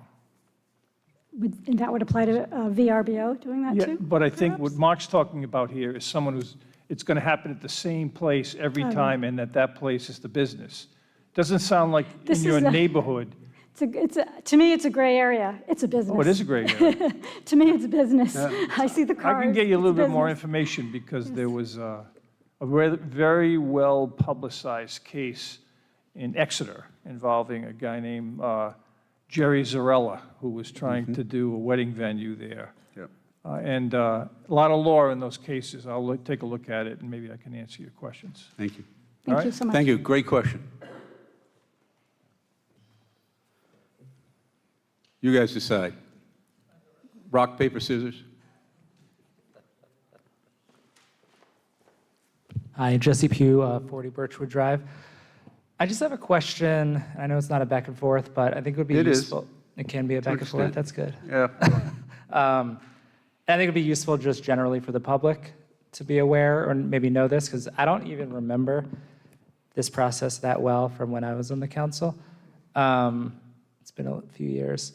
So I'm curious what this proposal, how this would change the process. So currently, if you're existing non-conforming business without a liquor license, you have to get a special use permit, and then you still have a public hearing, and then the council eventually would vote on that. Is Special that- use permit is the public hearing. Okay, and that's from the council, That's before the planning board? planning board. And then the recommendation goes up to, no? I'd say, all right, sorry. Yeah, Well, so, right. I'm a little tired and a little wacky right now, so go ahead. So, yeah. I'll defer. So the way the process, so you would apply for a liquor license through the town council. It would come to the planning Right. board for recommendation, the zoning board for an approval of the special use permit, and then it would go to Right. town council for another public hearing for the license. But it would have to get, you'd have to get that special use permit first. Yes. Correct. Yes, you do. Through planning and zoning. Through zoning. Zoning. So basically, that's like, these are the checks and balances that we have. Yes. So you go through one body, you get the approval, then you eventually go to another body and get the final approval, You get the license. the license, right, through the town council. So what this would do is remove that first layer, and any non-conforming existing business in a residential zone can go directly to the council and get that license. Is that correct, with this proposal? Yes. Okay, I just want to make sure I understood it, that we would be losing the check that we currently have, and you just have to get approval through one single body. Okay, thank you. Thank you, staff. That was in my head, didn't make it to my mouth, so. Anybody else like to speak? Mr. DeLuca?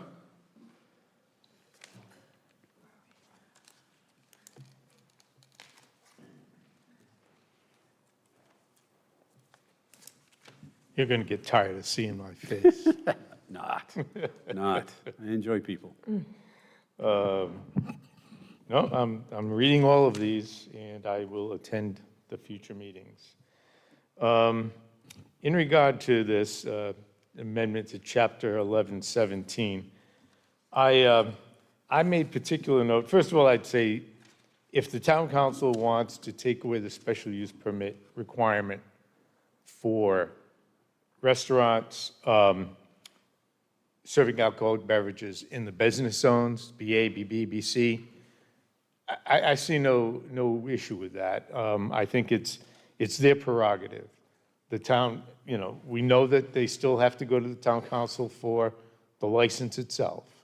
So if you're in a BA, BA, BB, or BC zone, that doesn't seem to be egregious in my mind. When you look at, so lunchroom, the 5812 lunchroom restaurants, change those to BABB from special use permit to permit. Tavern, club, cafe, club, bar, cocktail lounge, that's in the BB zone, change it to permitted from special use permit. Lunchroom or restaurant, you've got BABB zone, change it from special use permit to permit. But you also have the IB zone. That's an industrial zone. Now, one of the things that we learned in college and community planning school back when was that you don't undermine your manufacturing base and you don't undermine your commercial base with other uses. The commercial and the manufacturing base of every community is the foundation of the fiscal strength of the community. So I grant you, a restaurant is a commercial use, but why would you put it next to a heavy industrial sort of a use? And what purpose does that serve? I cannot imagine where in our industrial zones, and I'm thinking of the 3 or 4 that we've got, it would make sense to put a restaurant next to, the fish trap business. It's not a very, aesthetically pleasing neighborhood. Fish trap guy might think it is, but point being, and just as importantly, we have on the books in section 12.6 and 12.7 a series of industrial performance criteria and standards. My question, I've got 3 questions. The first is, does the restaurant have to comply with the industrial performance standards? I looked at them today. Most of them don't seem to make any sense as it would relate to restaurants, but some might, particularly setback requirements. The setback requirements are more stringent in the industrial zone. So there's a question. Does it, looking at 5817, I think this is the one that's most important, you're allowing the restaurants in residential zones, the R40, R20, R10, R10A, would all be permitted, as well as in the IB zone, the industrial zone, to expand the legally non-conforming full-service restaurant to allow sale of beer and wine only. Okay, does this apply only to restaurants in place currently operating today? No. Or do you go there, install a restaurant with no liquor license, wait a week, and then come in for a liquor license? So I'd like to know if it's intended to only be something moving forward related to restaurants that exist today, that should be articulated. And then in somewhat of a related question, and probably more important than any of it, does this allow physical expansion to accommodate the space for the bar and the liquor distribution? So I suggest the town consider adding performance criteria to the amendment, specifically addressing the nuisance-related issues that might impact a residential neighborhood, such as delivery times, trash hauling, hours of operation, and others. And additionally, I suggest the town address the applicability or not of the various industrial standards. And again, I think this is the kind of thing that should be worked through with assistance and guidance of the town solicitor. Thank you for your time. All of my comments are written down, and I'd be happy to share them with you, Mr. Chairman. Please. All right, I'll bring you a set. Thank you. Anybody else? Doc? Yeah, so are these 4 before us, 12, 13, 14, and 17, a package? Yes. Or can we isolate? They're a package? Thumbs down. Rupert? Rupert? Yeah, I thumbs down them too. I think the performance standards are in a very high bar, and I think it makes sense for transparency. Okay. Tom?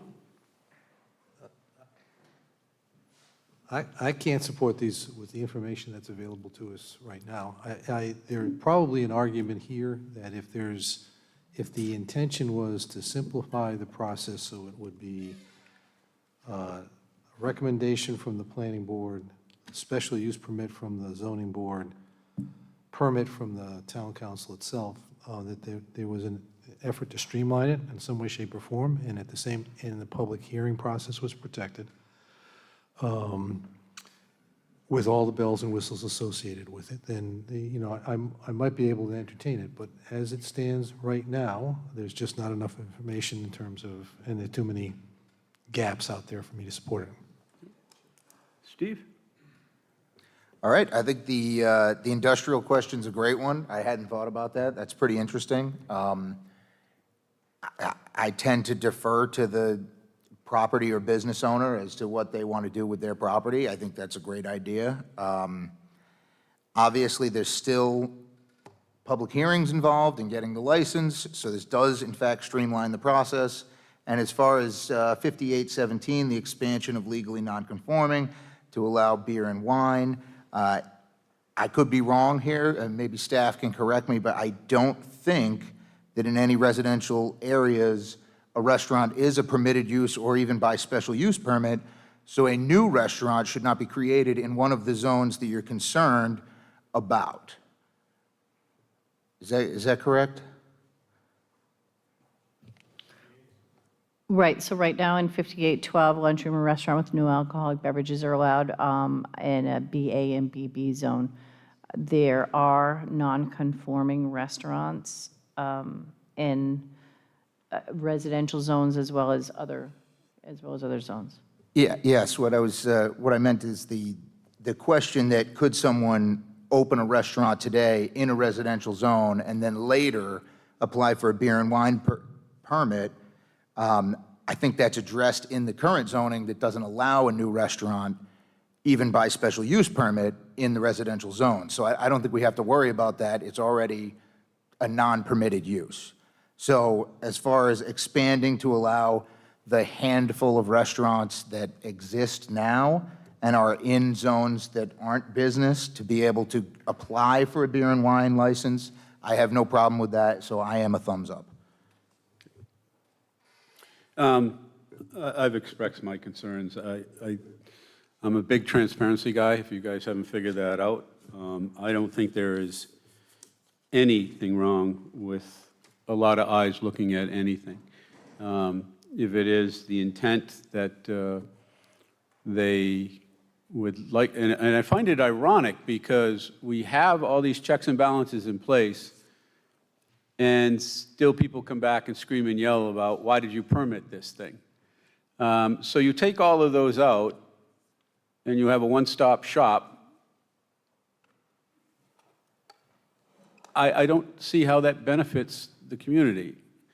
I think through the process of open meetings and hearings, the performance criteria are agreed to by both parties.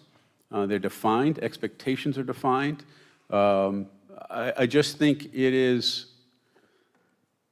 the way liquor licenses should operate. This is not candy. We have a community of students. People are already complaining about students in bars, driving home, et cetera. Yet, we want to make it easier to put more bars in. It shouldn't be hard, and this board works very hard with any business that comes before us to get things done and get things done quickly.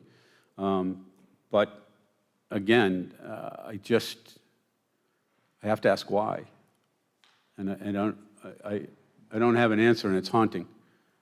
So I cannot support this.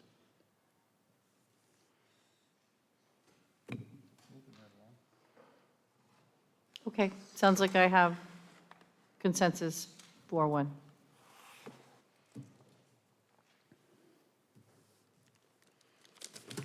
Okay, so, Mr. Chairman, that was it for the evening. If we can just flip back. So, There we go. So this is the schedule for the rest of the week. Tomorrow, we have bulk regulations and discretionary minus Breakwater Village. And then Wednesday, April 2nd, is the two-family dwelling duplex and the environmental regulation changes, including the comprehensive plan amendment. And then on April 3rd is the site plan review chapter changes. That's those, sort of we've started to get more complicated as we go on, where there's that threading that comes through. And then anything miscellaneous or wrap up, anything that I may have inadvertently missed. just for the public, bulk zoning is where FAR comes in, setback requirements, pervious, impervious, those types of items are taken up in that. So, okay, staff want to add anything? No, we're all set. Council? All set. You good? Yep. Any final comments from anybody on the board? Okay. Folks, we want to thank you very much. We appreciate it. Do I have a motion? Move to adjourn? Second. All those in favor? Aye. Thank you, everyone.